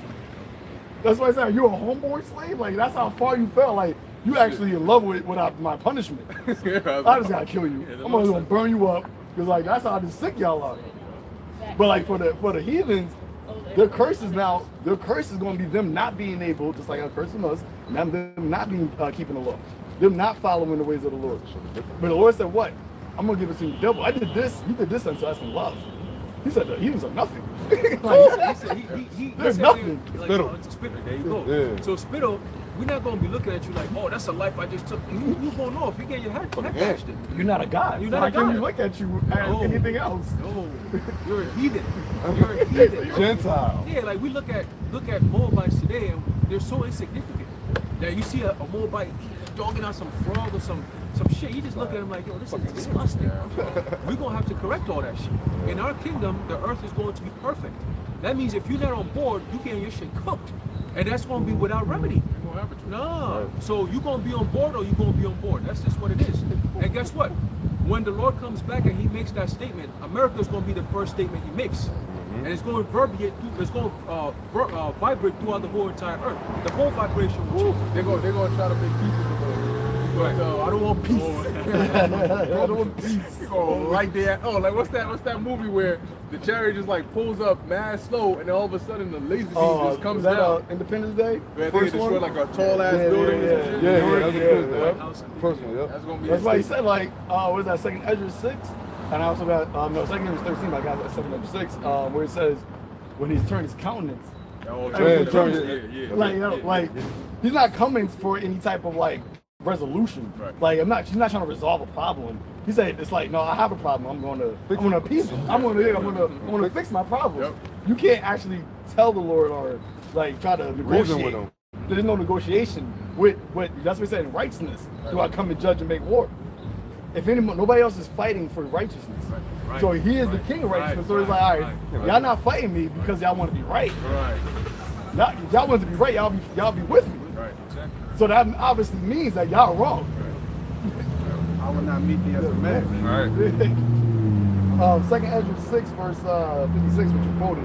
As for the other people, I'm starting at 55. It says, all this have I spoken before thee, O Lord, because thou hast made us the world for our sake.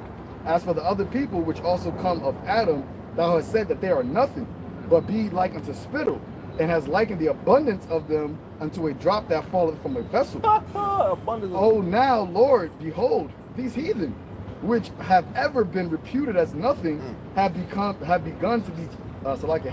to be lords over us and to devour us. But we, thy people, whom thou hast called thy firstborn, thy only begotten, and thy fervent lover, are now given into their hands. If the world now be for our sakes, why do we not possess an inheritance with the world? How long shall this endure? This is a literal conversation that a son is having with a father.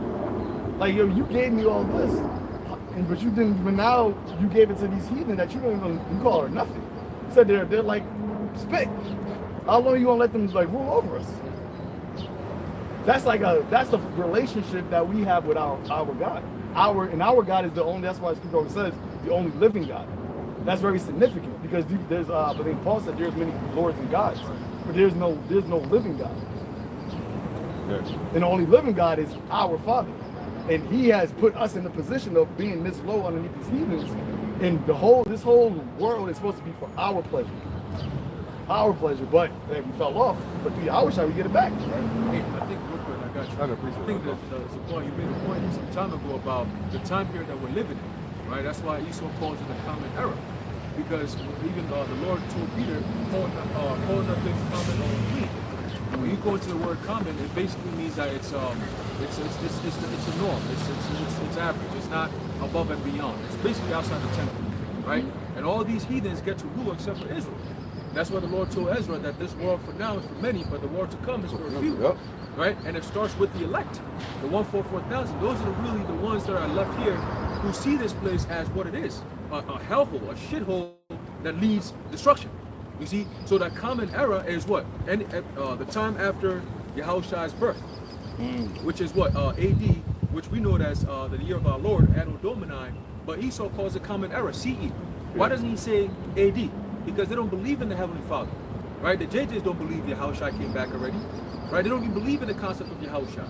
You see what I'm saying? They don't believe in the Heavenly Father. They believe in the fucking Talmud, all right? But the common era means that we're in a time of or an era where all these other nations got to rule, right? You go the Babylonians, the Assyrians, the Greeks, the Romans, the Persians, the Medes, all these different nations, the Egyptians, they all got to rule. Those are commoners, okay? When the kingdom, the kingdom that's made for a few, we're gonna be at the top. It's not gonna be known as a common era. is going to be known as the kingdom of the Lord, the kingdom of Israel. Hey, you All know right? what's so deep about that? Because life, I think we talked about this before, time is actually predicated on Yahweh Shah. Yep. Okay. Yep. And that's deep. Because it's like, we're going to know forever from Yahweh Shah's, when he came until eternity, we're going to know, okay, this is when it started.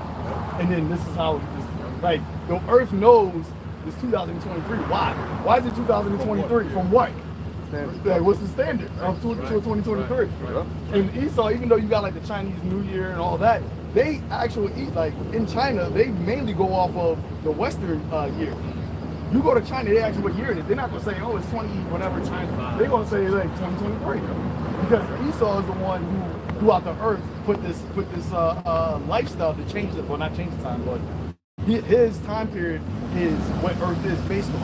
And that really starts with Yahweh Shah. Because from that time period, that's what Esau is coming from. It's called, okay, from this point, so now this is like basically the time of our end. And the Lord allowed that for us.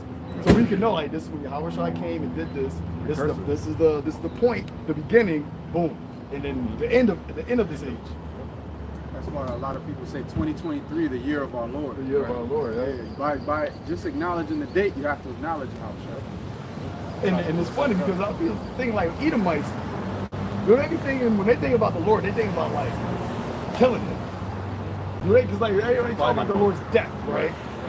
But it's like, remember, he said that not only did he die, but he rose. Him rising was significant, but it was more significant, I feel like, than the death part. Because if he just died and that was it, then we would have no actual hope. Yeah, that's why the resurrection of Yahweh Shai is so important. Immortality. It's like, oh, he was the first to get back to being immortal. Now we're sons of God. Oh, he was the first to die and live forever now. So that's what we're looking at. Revelation 1:18. Behold, I am he that was dead and was alive. No, him that was living died, and behold, I live forevermore. I'm he that dead. I'm dead and I'm alive. Yeah, man. Amen. Amen. The brother has a home. And that's why Yahweh Shah, he defeated death because he was resurrected and back. Right. Yep. And that's the actual gospel. The gospel is the resurrection of life. Isaiah 25:8, he will swallow up death in victory, and the Lord Yahweh will wipe away tears from off all faces. Right. And the rebuke of his people shall he take away from off all the earth. For Yahweh by Hashem Yahweh shall have spoken it. Hold up. Hey, swallow up death in victory. He conquered death. He entered into immortality once again, and that's the promise, the joint inheritance for those that are faithful unto him, man. So, hey, man, what could be better than that? People will say, I don't want to live forever, man, but you want to live, and what is this? What do you call this shit here? This is not even life. You don't even know what life is. But you got the nerve to say, oh, I don't want to live forever, but you never even heard what it is to live. Well, you never even I wouldn't want experienced to live forever if it was under Esau either. Word. That's true. That's true. That's what I'm saying. Like, we don't even know what life is. We don't know what life is. Nobody really knows what life truly can be. So for you to say, oh, I would never want to live forever, but you're talking about this meaningless life. But see, they ain't never gonna ready somebody put a gun to their head, though. Right. Because if you don't want to live forever, then that means if somebody put a gun to your head today, why are you bitching in the morning? Right. If they come 100 years later, you still gonna bitch, like, please, I don't want to die. Exactly. You say you don't want to live forever. So if somebody came to you every 100 years, put a gun to your head, at what point are you gonna say, all right, you know what, I'm ready, take my ass out? You know why? That's why with old people, when they get older, like, you will see them, like, for a young person, like, damn, you about to die soon, right? Yeah. But to them, like, they're not really concerned about that. Because it's like, you've gotten to a point of, like, it's time to die, right? Like you're saying, it's like, yo, I'm at your body has decayed to the point where, like, I'm ready to actually not exist anymore in this vessel. And that's why the Lord's literally going to make us eternal. But Yahweh Shai said, what? Who is this young man? So we're going to be at the prime state where we're never going to feel like, yo, I'm ready to die now. Like, I'm not, my body is this weak. So, like, you talk to somebody that's like, I don't even know what to say, prime is like maybe 17, 18 years old, your body's like full of energy. 20. It's like, oh, this is the best time of my life, right? Because, like, you got all the energy, you got your bones working good. Like, I be thinking about playing basketball right now. I'm like, yo, And I'll be in my mind, I'm like, yo, I can't believe this. That's crazy. Because I remember like when I was like we playing basketball all day, like I even tell them sometimes I go down the steps. And remember as a kid, like you'll jump like 4 or 5 steps and just like do that. I be looking at that shit and I'm like, yo, that shit's a little dangerous. Think about the knees. Like, yo, this shit's a little dangerous right now. That's like 5 steps. And I'll do it just to like do it. I'm like, I'll be like, oh. Yeah, I can still do it. But my son does it like, you know, like it's nothing. I'm like, yo, damn. But it's like us getting old. We're decaying. And the Lord's like, yo, that's why the mortal's gonna put on immortality. Like, yo, I'm gonna have to give y'all some new clothes. Yeah. Y'all gotta get some new clothes because like, this ain't it right now. This says it's not vibing. I'm like, Yo, you gotta shake up the dust. yeah, y'all should die like men. You're gonna be my wife, you know, if you're a woman, you want your woman to be, you know, on point. You know what I'm saying? You don't want her to be coming all raggedy and shit, body all fucked up. Like, man, we gotta do something about that. Set yourself up. Let me take you shopping. Yeah, we gotta take you shopping. We gotta get you some new clothes. Take her to Rainbow, you know what I'm saying? Take her to Rainbow. In this case, and we got the money, I'm gonna deck you out though. Messed up kingdom, I'm gonna take you out to Rainbow. Hey. But you know, there's like clothes for everything, right? Like, if you're gonna run track, there's certain clothes for that. If you're gonna play basketball, you're gonna play football, you're going to work. Like, there's clothes for everything, you know? So when you think of clothes for the occasion. Dress for the occasion. Yeah, dress for the occasion. Like, even a wedding, right? There's a way you dress. So when you think of clothes then in the sense of a body or an abode, and you think of what the occasion is, being the immortal kingdom, of course the Lord's gonna need to clothe us with new clothes. You know, we can't, that's like going to, I don't know, it's like going swimming with a whole, I saw a video, you got this shaking the pool with freaking, I don't know, Air Force Ones or some shit with jeans on. They're like, we let this nigga in the pool. Yeah, That's right. Summertime, it doesn't match. So that's why the Lord said this mortal must put on immortality before you come up into that kingdom. Right. Flesh and blood cannot inherit the kingdom. You can't come up here looking like Look that. like that, yeah, You can't come up here looking like that. Exactly, yep. Bro, that's why I think it was in Matthew 25 where Yahushua said, once he came back, when he comes back, those who are without, like, they will have the clothing, garments. He said, grab them and toss them the fuck out. Yeah, we'll let you in here looking like that. Exactly. Like, you're looking all crazy right now. Oh, and that's why in Revelation it said that the righteousness is fine linen. Yeah, That's what the clothes is. Yeah. Fine linen. Precept? I think, that's right. Yeah. And the precept you brought up before is crazy because it said he was wiped with all. It said all people he was wiped with all tears. Read it again. Yeah. Isaiah 25:8, it says, he will swallow up death in victory, and the Lord Yahweh will wipe away tears from off all faces. Right. And the rebuke of his people shall he take away from off all the earth. Now you check that out. If you read it, like half of it says all people, but then he says then his people. Because somebody could twist that, be like, he said, see, that's when he comes back. When they're gonna say Jesus come back, he gonna wipe with all tears from all people. Nah, then he made it, he tightened it up. And then he said the rebuke of his people. Because people try to twist the Bible like everybody can get into this, man. Everybody can't get into this. Matter of fact, real quick. Who's in tears? Right, exactly. But all the other nations ain't in mourning right now. They got the fatness. Well, they don't got the fatness of the earth, but they all got a piece of the fatness of the earth through Esau, man. But this is Lamentations chapter 2, verse 1. It says, how have the Lord covered the daughter of Zion with the cloud in his anger? And mind you, daughter of Zion is Israel, but we talk about the chosen nation of the Heavenly Father, the creator that created all, his chosen nation. Check out what happened to them. It says, how have the Lord covered the daughter of Zion with the cloud in his anger, and cast down from heaven unto the earth the beauty of Israel, and remember not his footstool in the day of his anger. Verse 2, the Lord has swallowed up all the habitations of Jacob, and have not pitied. He hath thrown down in his wrath the strongholds of the daughter of Judah. He hath brought them down to the ground. He hath polluted the kingdom and the princes thereof. That's it right there. That's what when we fell from the grace. When he said his anger, he was angry with his people. He was wroth with his people. These other nations ain't going through the curses of the law. So how the fuck you gonna get the salvation? You ain't going through none of the curses. How you gonna get the salvation? Please explain that. How you? The Lord said you gonna be under these curses to Israel. The other world, the other nations ain't part of the curses. So how they're part of the curses? Or we're being cursed. They're the ones that we're given unto. So how you gonna say in the world that now all people can get salvation now when y'all wasn't part of the curses? But anyway, verse 3. he have cut off in his fierce anger all the horn of Israel. The whole nation of Israel went off, man. It was no Israelite that was walking the earth that still had it all and still had immortality. No, everybody, a whole nation. He said he have cut off in his fierce anger all the horn of Israel, like their power and stuff. He have drawn back his right hand from before the enemy, and he burned against Jacob like a flaming fire, which devours round about, which is what we're going through right now. All this oppression, all of the low level shit, we being on the bottom, that's what this is right here. With the Lord's anger towards us, his wrath. But we know that slowly but surely, well not slowly, but it's coming off of us. Because he said he pulled his right hand from the enemy, but he's going to put the right hand back on the enemy. And it says, around about verse 4, and this is the last one. It says, no, excuse me. Yeah, verse 4, it says, he had bent his bow like an enemy.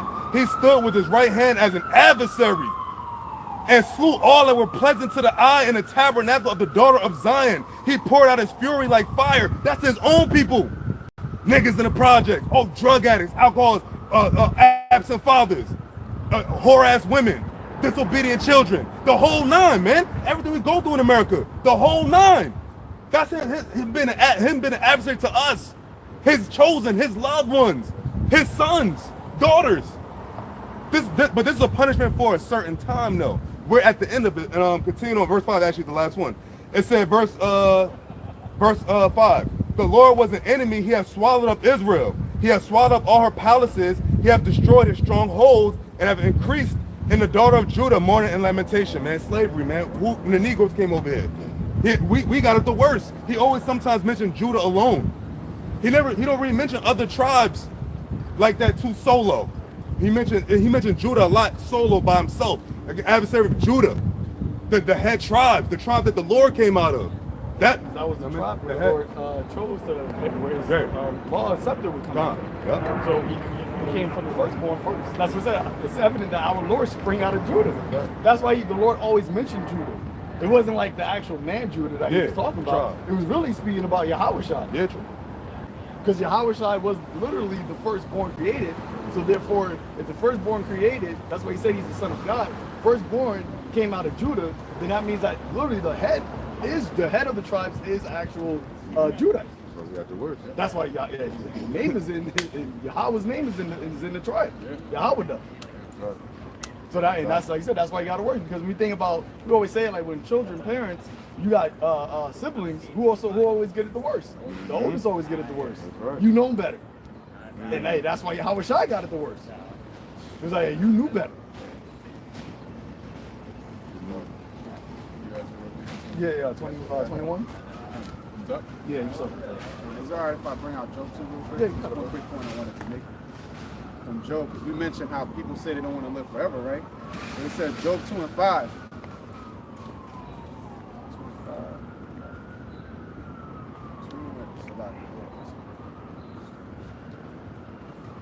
Yes, people say they don't want to live forever, but you sure as hell don't want to die either. So which one is it? This is the book of Job. Oh, there it is, 2 and 4. It says, and Satan answered Yahweh and said, skin for skin, yea, all that a man hath will he give for his life. So really, you just don't appreciate life. Like the brother before said, you know, if you put a gun to somebody's head, and they're going to be sure as hell begging for life. You know, but people don't appreciate what life is. They just think it's just a random occurrence, you know, the Big Bang Theory, whatever. But really, life is a blessing, man. Especially for us, but even for the heathens, man. For them to be even able to exist on Yahweh Hashem Yahweh's creation is a blessing for them, man. Esau managed to create a life that's supposed to be a blessing and turn into a curse. That's right. When you think about life in the sense of like what death is, like you're in the spirit world, but you're at what? You're at rest, right? So it's like you're not really like active in the spirit world, you're resting. So like when you think about in a modern, like in a physical sense, people actually lose sleep in order to do activities. You know, they want to be, I don't want to miss out. I want to get up. You know, that's why they drink coffee. That's why they try to keep stimulus to stay up, because being up is like being active. So life with the Lord's going to actually give to us is like we're going to always have that. We're never going to have to experience the actual sleep part of the cycle of life and death. It was going to be forever. We're just going to be just actively knowing what life is. In history, past, present, all that is going to be just us. We're not going to have to learn about what happened in the past. or like, damn, I wish I would have seen what's in the future. That's just going to be our timeline. They're going to have to relive the cycle of life and death and not being active for certain things, not being alive for certain things. And that's what's going to separate the sons of God from the rest of these mortals. We're like, oh, you guys are the mortals. You guys are the ones that like, boom, boom, boom. I've been here. I was here last time. Yeah. I seen your cycle of life. Yeah. That's crazy. We were somebody in the car like, yo, Yeah. being able to see something go from a little, like a baby, all the way up to aging, and like you just seeing like that just happened. And they Like see just you a dead. cycle of, you know, you just alive and dead. Like people like see like plants, or like damn, like I remember you were just a little baby, and you see it grow, and like, oh, you're sad, you're dying. But it's like I think it's gonna say in verse 4 of Revelation 21, like for the sons of God there should be no death. So you're not gonna experience the sorrow of like growing, then dying. Like nah, y'all is all gonna just live forever. So the sorrows that comes with the end of the cycle of life. Right. Because who do you really want over? You want over your family. Yeah. You know, that's who you cry over. But to all the family of the house of Israel, yeah. David, you're always gonna look, you're always gonna be alive. You're never gonna cry. Yeah. You're not gonna cry for no heathen dying. Like, You're gonna be the one putting up with it. But you see, as an immortal, those are like mortal thoughts, mortal feelings. Because the Most High don't cry when you die. You know what I'm saying? Like the Most High don't mourn when you die, because He's a God. He's outside of the cycle of life and death. It says that all things are ever living before Him, right? So there's no such thing as death to the Lord. Just like for us, we're gonna understand that really there's no such thing as death. You're just in a different realm now. You know, so we ain't gonna like, oh man, such and such is dead. Like over here, you do that because you can't see them anymore. You know, you think that they're gone, and you don't know if you'll see them again. But we're gonna be outside that. We're gonna be above that. So certain feelings we're not even gonna be subject to anymore because we're gonna be above it. Like Yahushua, he's not physically on the earth right now, but we know he's not dead. He's alive. Right? He's gonna be coming back. So that's how we gonna be to the heathens. They're gonna be like, yo, they got picked up. And like they coming back as gods, like Yahushua, same thing. They're gonna be expecting us to come back, and they'll see us, and they're gonna be like, "Yo, they're alive!" Like, yeah, they're gonna be alive. Motherfucker. Like Yahushua didn't die.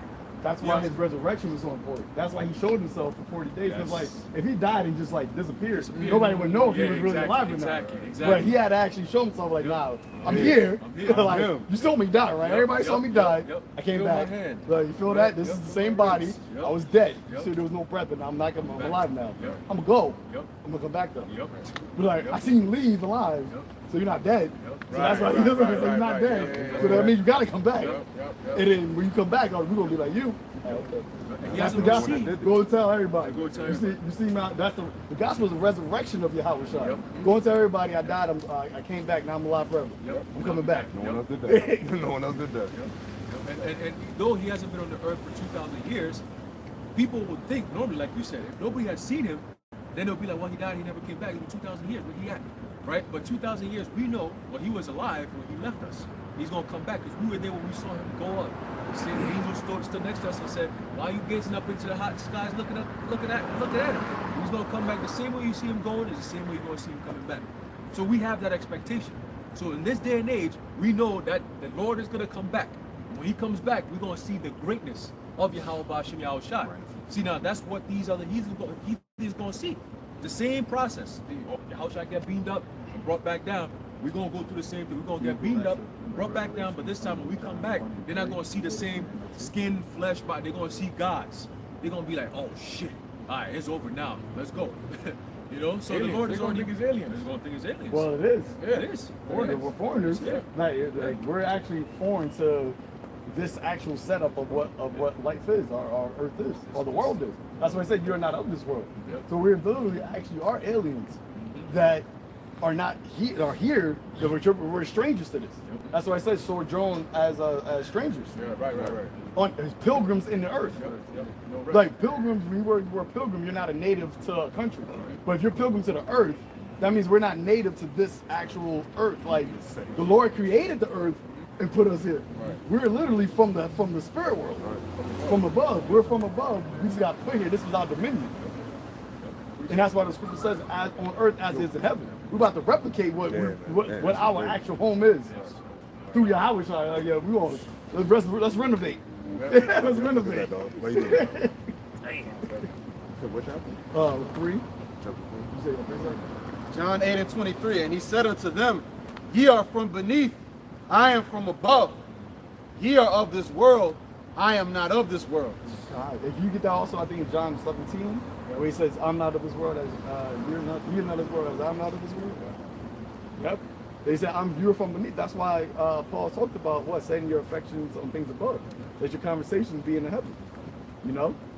And we're the only ones, going back to what Aharon's saying, we're the only ones that's actually speaking this word right now. We're the only ones that's representing this type of life on the earth right now.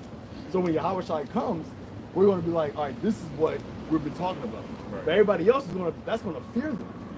Because remember, the way he's coming angry because majority of his throne, his kingdom, all of his kingdom really is defiled. Right. The Lord, the Heavenly Father created this for him. Where it said, ask of me and I should give you the heathen for thy possession. The othermost, ask of me. See, how should I be like, can I get my own kingdom, Daddy? Can I get my own throne? You're like, yo, this is yours. This is yours. But look how it's fucked up. So you got somebody give you a car, and before you even drive it, you see somebody crash into trees, crash into other cars. I mean, he done fucked up your whole shit. What you think you gonna do when you come back? Especially imagine you gotta work really hard to get it too. Oh my gosh. Fuck it up. No. You had 200 years, you fucked it up already, nigga. You just had 2 days. You already ruined this shit, nigga. What the fuck is wrong with you? Huh? You know how long it took for us to build this? And you just come in 2 days, you mess it up? You're definitely a son of destruction. We gotta get you out. You know? Yeah. Let's get him up out of it. Get him out of there. And it's gonna be swift judgment. You know, that's why the Lord said, the scriptures talk about 1 hour, America will be destroyed, because once America is destroyed, everything else changes. There's like that one switch that has to go off for everything else to work. And once this place is taken out, everything else is going to get back in order. Hey, the house of Babylon. Lord's about to literally destroy Esau's house, like his main dominion. Be like, yo, fuck your shit. Like, I'm gonna destroy it. I'm gonna let the whole world see me destroy your shit. Humiliate Yep, humiliate you. He did us. Yeah. She's the driver of the dragon. Right. So that's he takes her off. John 17 and 16. They are not of the world, even as I am not of the world. That's right. So us being in the mind of like Yahushua was, that's why he wasn't concerned about the things of this world. He came to do his father's work. He wasn't concerned about having a family and having wives and having riches and having land. He said the son of man, a fox have holes and birds have nests, but the son of man having nowhere to lay his head. Those things didn't concern him. He wasn't concerned about having to fly his gear and being, he was like, I came to do my father's will. He wasn't concerned about eating. My father's will, my meat is to do my father's will. That was the only thing, because he understood if you do his father's will, then I'm gonna get the glory back. I'm gonna get the king. I'm gonna get what was originally given to me. That's why he prayed in that same prayer. So give me the glory which I had from you from the foundation before the world began. I want that back. I don't want this. You got Satan trying to even tempt him. Like, I give you all this. I give you the glory. All these like, I think I was there before you. like, oh no, I don't want this. This is all you got. Like, this is all you can give me. Oh no, I'm good. I'm gonna take that's this. small I'm gonna potatoes, drink of dog. this cup. I don't want to, but I'm gonna drink of this cup because like what you offering me, that ain't it. And that's why at the end he said, so the Lord, he said, it is finished. The mission, the reason why you sent me here is done. Like, I actually completed what you sent me here to do. Man, look, that's the goal.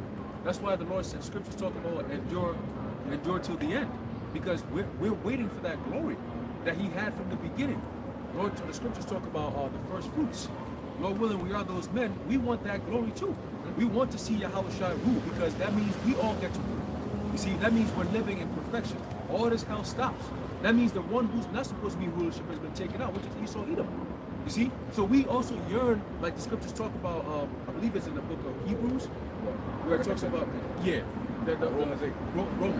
Romans, where it talks about the earth groaneth, all right, for the manifestation of the sons of the Most High, basically to rule again, to take over the whole earth, to make it new, like the Apostle Paul said, the Apostle Peter said, right?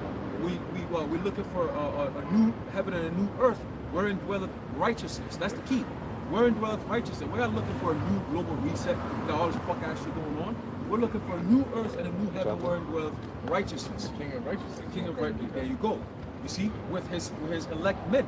who gonna be enforcing that righteousness. Not no setting up bots to put in, oh, we're gonna detect this information. Fuck out of here, bro. We're talking about real life stuff. We're talking about a kingdom forever. You know, because if they do that, then bring on the family of the word. But you notice the timing, right? The Most High wasn't going to let him do that before his word got out to who he needed to get to. So that's why now they're coming out with this shit. Right. Because everybody who's supposed to get it, got it. You know, which are the most important people and who? The elect. Oh, that's small sanctuary. It's funny you said the earth groaneth for the manifestation. You think about like what's happening now, actually in the physical like life of earth. You got whales bleaching themselves. You got birds dropping out. Fish is just dying. Like the earth is actually just like life is just killing itself. Because it's like, yo, this ain't like we can't live like this no more. And it said what? That the earth is given into the hand of the wicked. So look at what the wicked did when I gave them authority in the earth. This is why I hate them. Like look at what like the actual animals are killing themselves. That's a phenomenon. That's like an unstrange occurrence. Like you got animals just dropping, birds is flying out, just dying. Why is it normal for dolphins? I think I seen some shit that like hundreds of dolphins were just on the beach, just beach themselves. Yeah, but that's what it is. Like the earth is defiled by the inhabitants thereof. Because he said, why? Because you have broken the everlasting covenant. You have changed the ordinances. Like the order of the earth is changed. So it's like if the Lord created the earth to live, to be, you know, an existing thing, you change that order to now everything is just death now. So, yeah, you know how they used to make excuses for, you know, the homos and then you know you would respond by saying, well, if it's natural, why do you see the animals? But now recently they got a survey and apparently 10% of all sheep are gay. Oh so yeah. Like, where did that shit come from? And the bad foot every farmer like, yo, I've been raising sheep all my whole life. I ain't never seen it. Where you getting these information from?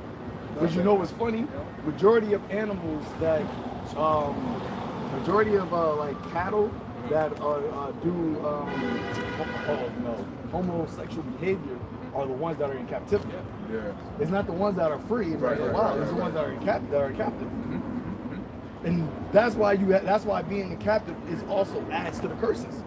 That's why you got our people in their worst condition mentally now here in Babylon, because this captivity has allowed them to do all of these things. Right. That's why we had to be taken out of Egypt. That's why the Lord said it. Let my people go so that let our people go. Let my people go that they may go and serve me and sacrifice unto me. We need, in order to serve the Lord completely, we can't do this underneath anybody. We need actual sovereignty to be able to serve Yahweh B'Shem Yahushua. Yep. And that's why, even though a lot of people that claim to be teachers, they're talking about having a kingdom here, you can't do that. You think Esau is going to allow you? In the Maccabees, it showed you that they made it a law that you couldn't call yourself a Jew. In Antiochus, he literally said, if you kept the Sabbath, you're going to be killed. So now Esau, instead of coming overtly like that, he's like, you know what, I'm just going to make life this way. It's going to be like, well, you can't keep the Sabbath perfectly. Even if you wanted to, you couldn't even do it. They wanted to keep it, they knew how to keep it perfectly, and they had the means to keep it perfectly, but they just said, what, you know what, if you do that, you're going to die. Esau said, now, you know what, I ain't going to kill you, I'm just going to make you not be able to keep it. I'm not going to be able, you got to, the clothes you get is going to break the law. The food you eat is going to break the law. The air you, like, everything is going to break the law just naturally. That's the life I'm going to create on earth now. That's why, Yahushua had to do what he did, because it was during that last generation, the Roman age, where Israel still had some type of sovereignty. You know, so like you could still keep the law during the time of Yahushua. You could do it physically, but then Yahushua also came and did it spiritually. But in this room, you can't even keep the law physically. So even, I mean, Yahushua could, but like, let's say for the setup of the movie, if Yahushua came in this age, it would be very hard for him to actually be perfect. He would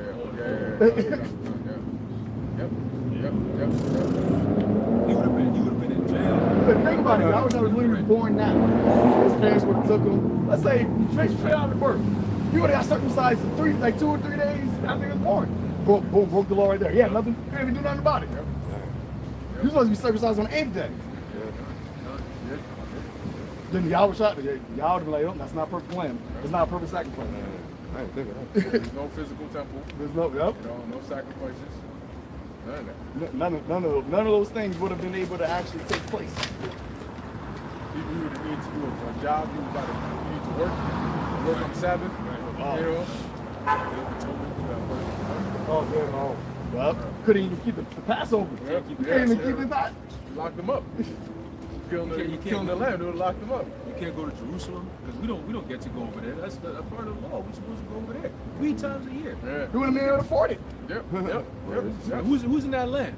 Who's doing all this gay parade and all that shit over there? Like, and Matt, just think about these things, man. You know? And then we talk about it, and then we're the worst people in the world. We're just telling you facts. Whether you want to believe it or not, it's just the truth, man. And You it's know? spiritual because right after Yahweh Shai came, that's when Israel got kicked out of I was just thinking that. It was the last time the temple was actually there. That's it. Yep. That's when everything, the last time we actually had the ability to keep laws was when Yahweh Shai was actually on the earth. After he left, the siege and everything, that was it. That was it. And that's what, like you said, that's why the Lord took us out of Egypt, because he said, I need to let my people go that they may serve me. We needed to be autonomous, right? So we needed to be more sovereign. That's why he got us out of there, got us up out of there, and took us to our own lands, he said, where we're going to be able to serve him there. Right? And that's why we had to eliminate those Canaanites. And then really, ideally, the whole land of Israel should have just been us. Right. You know, but Israel wasn't able. Some they didn't do it, and some weren't able to take out all the heathens here. Because that's when you can actually set up a law. You can't set up a law in another sovereign country. Yeah, exactly. That's why the Lord had to bring us to a wilderness where there was no actual laws or any cities that was set up. This is why I'm going to teach you the law here. And then I'm going to bring you to the land where you're going to actually establish this law. This is going to be the law. They say the law of the land. This is going to be the law of the land. You keep this in the sight of the nations. This is going to be your wisdom. You're going to be above all the other nations. Because that's what really makes a country great, right? It's its laws. It's how it conducts itself. But for us, we broke those laws in order for the ways for us to conduct ourselves, which we got from the actual heavens. That wasn't a law that was made from the earth. That wasn't a mind of people who came up together like, you know what, we should do this is good, no, this is bad. Nah, the Heavenly Father, through Yahweh Shai, came on a mountain, talked with Moses, like, this is the law that we getting from the Creator. Boom, this is how you want to serve. This is how your people, my children, my family is going to be conduct themselves on the earth. Govern. That's why there's Isaiah 9, it says the government of his government should be on the shoulders. Revelation 21? Yep. Fourth verse? You can just keep, like, maybe starting before, so you just keep reading. No, I didn't start. You just start reading? Revelation 21:1. And I saw a new heaven and a new earth. For the first heaven and the first earth were passed away, and there was no more sea. And I, John, saw the holy city, New Jerusalem, coming down from the Most High, out of heaven. So they said the first heaven and the first earth was passed away, meaning what? This type of life, this dominion, these things on the way that you know earth is now, that's not going to be no more. That's not going to be a thing. To see the nations, them having their dominion, them having any type of influence on the earth, that's going to be done away. Because when you were in Revelation 17, it says that seas are the people.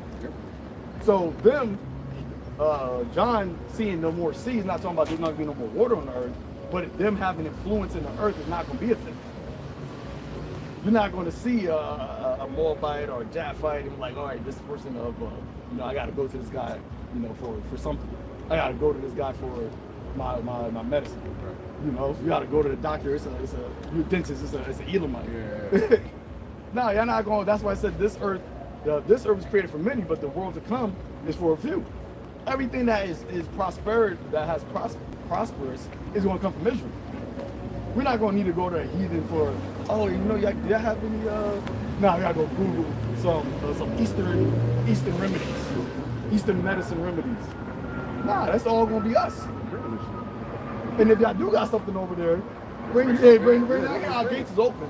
You know, like you said, like the store's closed. Yeah. Nah, our store's never closed. Just bring that here. Run that shit. Esau does that right now, but he does it with violence and deceit. You know, he come in and he say, "Hey, I'm taking over your shit." Hit him with some new weapons, and Mama do hit him with some military, whatever. You know, we're not gonna do that. We gonna be the powers of the earth. We're not gonna do that. We're not gonna do that. That's right. These nations gonna be happy to give us what we want. Right. They're gonna love to do that because they're gonna be happy. Like, yo, They're y'all gonna be bless our land. bless all them, not bless me. Right. Esau don't bless these other nations. Oh. Curses them. He curses them, and he makes it as seem as though it's a blessing. He said his words were smoother than butter, but war was in his heart. And the Maccabees, that's the same thing Antiochus did. He came speaking peaceably. It said that in Daniel, he destroyed wonderfully. Like, yo, how you do, like, how you destroy it? It's amazement how you just destroyed this shit. I'm amazed at it. Like, you think about that, in order to destroy the earth, you gotta be really like a real good destroyer. Yeah. It's hard to do, like, mess up your crib, like, and you destroyed the whole entire earth. Where you live at, you gonna just ruin it. It's like a pig, bro. That's what pigs do.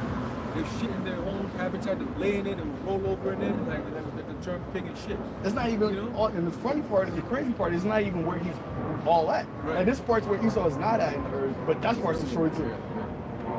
Like the moon, The atmosphere, actual other lands, the oceans part, like you just destroyed everything. Like, you don't even be here. Like, you don't even be here, but we destroyed that over there so bad. They just came over here. You know how much work you got to put in to put whole species to extinction? This man brought murder hornets to America. And they don't even belong here, and they started wiping out the honeybees. Because the honeybees over there are used to the murder hornets, so they have a defense mechanism where they all gather. You might have seen those videos where they all gather around the murder hornet, big hornet, and the bees all surrounded and they heat up to kill it. The honeybees over here, they don't have that. So here comes this devil with the murder hornet or whatever Moabite might make. Maybe they brought it on a vessel and there was a nest and it probably flew into America, whatever it was, and then you got everything upside down, man. Oh, you got the lantern flies. But they made a whole thing. I seen the TikTok. It was like, yo, have you noticed that the whole entire government just made us at war? When we didn't even realize? Like, when the whole lantern flies, they kept like a whole propaganda. See them, kill them. Kill every lantern fly. Like, this is how you kill, like, yo, you just made humanity just like war with lantern flies right now. But it's like, wait, them niggas, they not doing nothing. Like, they're not coming over here like, yo, we hate y'all. They just here, but why are they here? Now you're saying it's because of the what's it called? Climate change, global warming, and all that shit. But it's like, all right, if that's actually happening, right? Let's say, why is that happening? Right. It's like we just talked about before. Earth's been around for thousands of years. They ain't never had to deal with nothing like this. You've been in rulership for what, a few hundred years, and now you got to deal with global warming. You got beasts. Because a fly technically is a beast, it's a cat, whatever, insect, but it's changing its place. And now you're saying that, yo, we got to kill it. But if this is actually a living thing that lives somewhere else, and it doesn't destroy that environment, why are you saying it's going to destroy this environment? So who's really the destroyer? You're the actual one that's just like, we just got to kill it. Kill it. Kill that. I don't want to kill it. Yep. Hey, he's literally the harbinger of death, the son of perdition. You didn't say, you know what, we got to find out if we can adapt our society and nature so that these things can actually live and grow. Because everything has a use. Lanternfly could probably be useful over here. Remember, they said there was, before Esau got here, you had lions there, roaming in America. You had you had tigers. Like, you won't ever catch a lion in America. A free lion at that. You go to the Bronx Zoo. Yeah, like it's in captivity. Like, what the fuck? Everything's in captivity. Go to the free nature, go grab animals and bring them to captivity just so you can make money off of the people coming to watch them. You know? Yo, Esau's such a demon. Let's say let's say there was like actual life on other planets. Instead of actually helping that alien go back there, they're gonna put him in captivity. They'll put him in captivity and study him. You know what I mean? Pick him apart and show you that in and dissect him. Show that in movies all the time. That's not what he literally do. He wouldn't be like, yo, let's try to get you back to where you gotta go. You lost him. They tell you that, right? Good Samaritan? You wanna get back home? Nah. They'll put him in captive. It's like put him, stretch him out, Yep. open his mouth. Yep. Boil him, boil a little experiment. Dice with biosite, like Alien steaks. yeah, like yo, they would. They're trying to taste him. Is he edible? Like yo, you're crazy, yo. You're a fucking wild beast. Stop until the Lord come back too. So You won't. They got movies where they're trying to make it to where they can do surgery and you won't even feel it. Like be alive, like be awake. Because now they do it where they put you to sleep. But they're trying to say that they try to have technology now, but it'll be so micro nano that you won't even feel the surgery happening. They go into the That's pretty sick. Because then you're bypassing the mechanism that the Lord put. That's a defense mechanism. If you feel pain, that means, oh, whatever is happening needs to stop. Yeah, so they mess something up. You're not gonna know. You know? You're just gonna feel the effects. he's gonna be dead. Yeah. He ain't sleep, he's dead. Hey, but we see Esau in his worst state now. You know, just like now we're coming into our true spirit. He's also because he's worse now than he was as the Romans and the Greeks. You know, Because we're at the end of it. And at the end of everything is always at the worst of it. That's how it ends. The end is manifested. I said that knowledge shall be increased, right? But Esau's knowledge is perverted. Isaiah 47 says that knowledge and wisdom has perverted. So if your knowledge, or the wisdom of the foolish is not wisdom. I think saying something, I think it's like Sirach, something like that. So his wisdom, it actually only from, like you said, from the Greeks and Romans, he claims that he progressed. But what did you actually progress in? You progressed in wickedness and death. You just found more ways to kill, to destroy things. That's what your wisdom actually is. It's just finding more ways to die. More ways to die. And the Most High is the God of the living.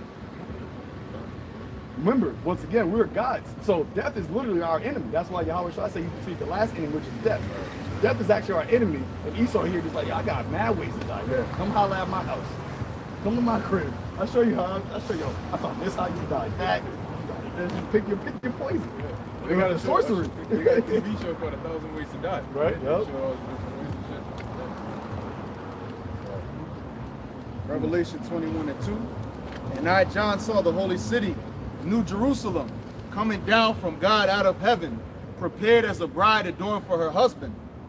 And I heard a great voice out of heaven saying, Behold, the tabernacle of the Most High is with men. Hey, the dwelling place, right? We just have, we're coming into the Feast of Tabernacles, right? And tabernacle is a temporary dwelling place.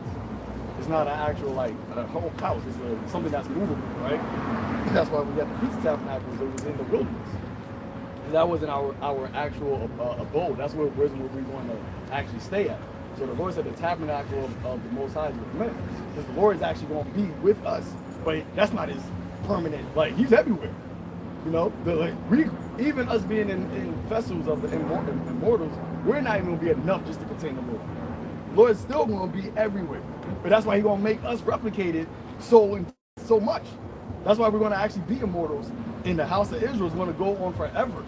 Because we're going to fill up his mansion. So we will literally be the Most High everywhere. Right. In us. Yeah. you're my witnesses.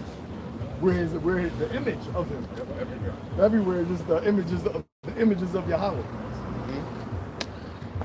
And he will dwell with them, and they shall be his people, and the Most High himself shall be with them and be their God.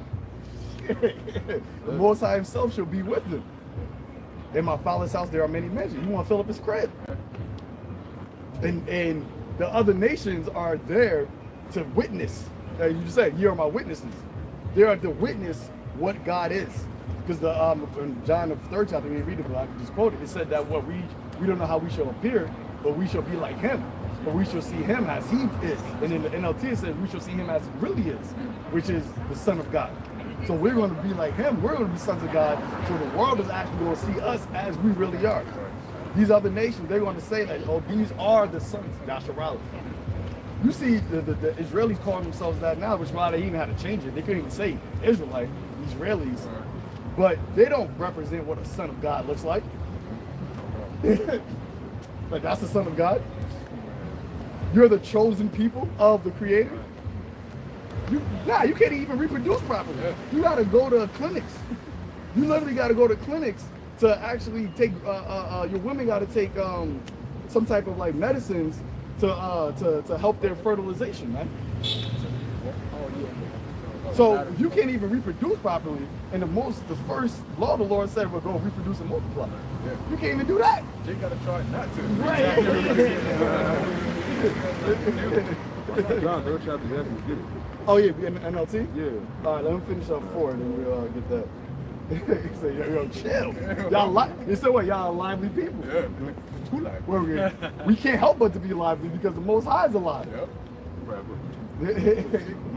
Slow it down. Revelation 21:4. And the Most High shall wipe away all tears from their eyes, and there shall be no more death, neither sorrow nor crying, neither shall there be any more pain, for the former things are passed away. Yep. It said there should be no more death. We're no longer subjugated to being a mere mortal or being an actual, just a regular man in the flesh. That's not what it is no more. We had experienced it. That was a fall. The fall of Adam. You know, we had to experience what it was to die like men.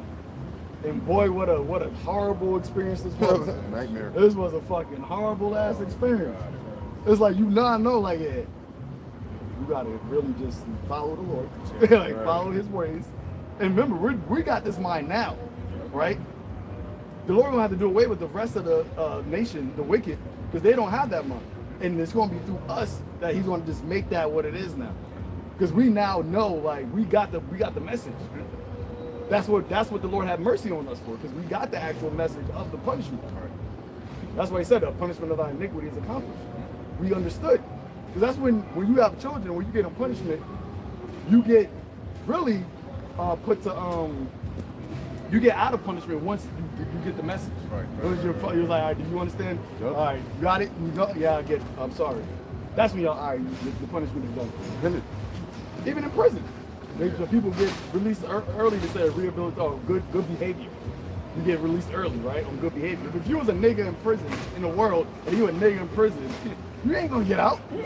Yeah, and that's why even if they let you out, you go right back in. Like, oh, and you just a nigga, still a nigga? You gotta go back in there. You got niggas that kill in prison, and they in prison for murder. Right. Yep. And that's great, that's spiritual too, because that's like all of us at one point before we found out about the truth, we were all living a sinful life. Like it tells in the book of Ephesians, the Apostle Paul was saying that. You know, that we at one point was living in a life of darkness, and now we found the light. You know, so the Lord basically used our life on a microscopic level, you know, of living a life without the Most High, and now finding the Most High and changing your whole entire life.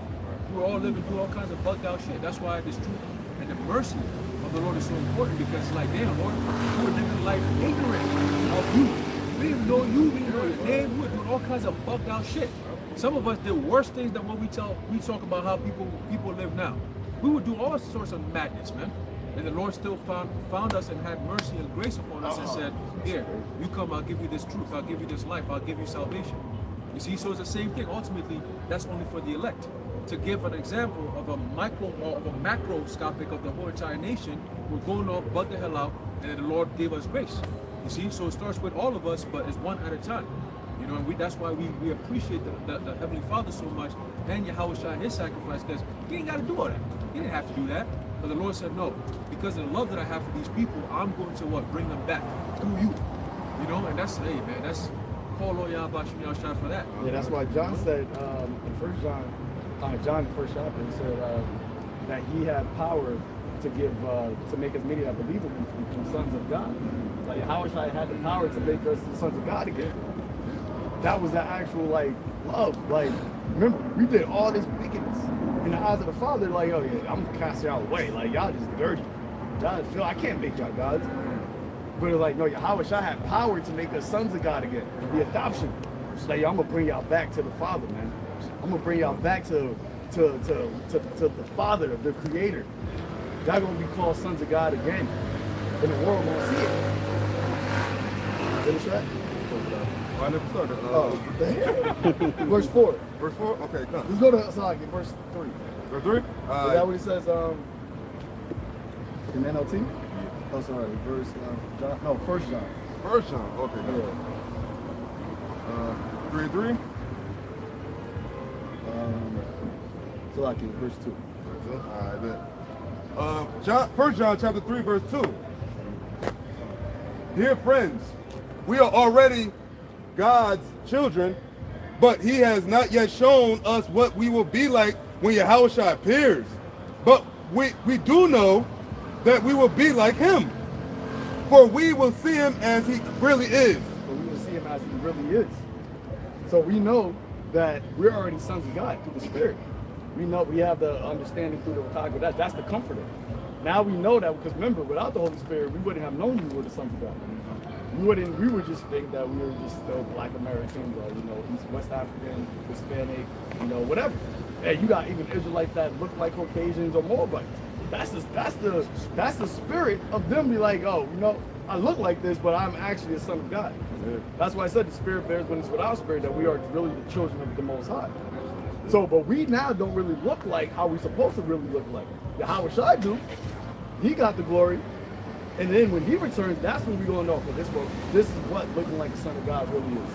Because now we just look like regular men. That's why nobody really reverence us. That's why they walk by, they say, hiss at us, they laugh at their mouth. That's why they can do all that. Because we just look like men. You're not going to be able to do that to somebody that look like a God. That's why when Yahushua returns, they're not going to be able to kill him. They're not going to be able to pierce him. They're going to be afraid of him. The same guy that you mocked and laughed and scorned and spit on, remember, you did all that. You did all this. The Israelites that say crucify him, you said that. This is him who you said that to. This is who he really is. This is who he is. I should not meet you. This is who I really am. That's why the scripture says the tribe's born. You're born. This is why I see it. Yeah, because we're in a society where he cries about his appearance. Yo, that's power right there. Because we live in a society where people are even afraid of cops. A cop is really powerless without his gun. Yeah, like without his gun, he's really powerless. But people are afraid of him because of the perceived threat of him being an authority figure. But what about Yahushua, one who doesn't need a gun? He doesn't need shit. Scripture says where he turned, things were happening. Like just by vision alone, like I look over here and this is happening. I look over here. He's giving command. Oh, yeah. See? You flatten down. I don't even want to boast up like I'm big enough. I'm trying to get as far away as possible. Even these elites are crying, saying, "Oh, let the rocks protect us from the lamb." Right? So that's what is that? What vision do you have when you think of something like that? What kind of lamb is that? Oh, lamb. That's a sacrificial lamb. Say it to his face. So hey, we got glory coming, we got power coming, and he's almost here. Like going back to the title, the countdown has begun. And the world already sees it. They already know. People in different lands outside of Babylon, they know something is up. They know something is up, man. And these elites definitely know something is up. They the ones doing shit. Yeah. So we know through the Spirit of Power, how about on the right hand side, we don't have much time left. What's that? Romans 13:11. That our salvation is here and that we believe. Yeah, right. Think about they call them UAP. Like that's becoming so normalized. Right. I remember a website for it. Yeah. Like I remember growing up, like that was such a myth, right? Like, oh, it's a UFO. Like, oh, but like, nah, this is like a normal talking conversation. Like, oh, you ever seen a UFO? Yeah, I think I seen one of like. Yeah, you know what that is, right? Like, that's us. Like, that's our brothers that's coming for us. That sounds crazy, but the fact that you're talking about UFOs so normally, that's not crazy to you? Right, yeah. Like, they would much rather believe an alien than to believe that those are angels who are traveling in their own vehicles. It's like, that shows you that it's got to be the Spirit of the Lord to open your mind to actually see that. We see chariots all the time, and we know exactly what it is. We've been talking. When I'm in public and I see a chariot, I've been, hey, shit, people be passing by, they look at you like, the fuck is he looking at? They can't see it. We can see it. They'll look up in the direction. What is he looking at? It doesn't mean pop in their mind that there's actually something up there that he's looking at. Right. They don't need noticing. They don't have to look up. No, they won't look up. It's not for them. They just go and look down and stay down. That's all it is, man. You all gonna come and pummel their ass while they're down there. I think you said one more. Oh yeah, 1 John chapter 3 verse 3. And all who have this eager expectation will keep themselves pure, just as he is pure. Yep, and that's our eager expectation, man. This is why we're here. This is why we do what we do. This is why we are made a spectacle, made of fools. From the outside looking in, people that's, remember, we're around people right now. They look at us like, yeah, them some weird ass weirdos. Like, what they doing? What are y'all doing? Yeah. Like, we look like fools, right? But what we talking about though? Yeah, like we got an eager expectation about immortality. If you're in tune with what we're saying, it makes sense. You're rejoicing. Your spirit is rejoicing because we're rejoicing. You know, we know the Lord is coming back. We're given glad tidings, right? But for the rest of the world, they don't even hear that. They don't see that. It doesn't even clock in their mind. It's like, remember how before we came to the truth, when brothers was teaching, we watching people pass by, we like, what the fuck is wrong with these people? Like, do they have eyes? Like, are they blind? Like, what the fuck? You got men of the Lord talking about the scriptures, the truth. It's like a pile of gold just in the corner somewhere. And people just walking past. They go like this. They move away from Yeah, it. They look yeah, like yeah, they yeah. inside it. Yeah, like what the fuck? You look at this shit like, Yeah. They see a pile of shit and it's like, yo, get the back, stack it. Like, what are you doing? You just walking past treasure. Why? This is what you need to save your life. This is the directions you need. Where you're going right now, there's a huge problem there. And this is the direction before you get there. This is the warning. It has they're moving the sign out the way Yeah. so they can keep on going. Like, what the fuck? Can I get around, please?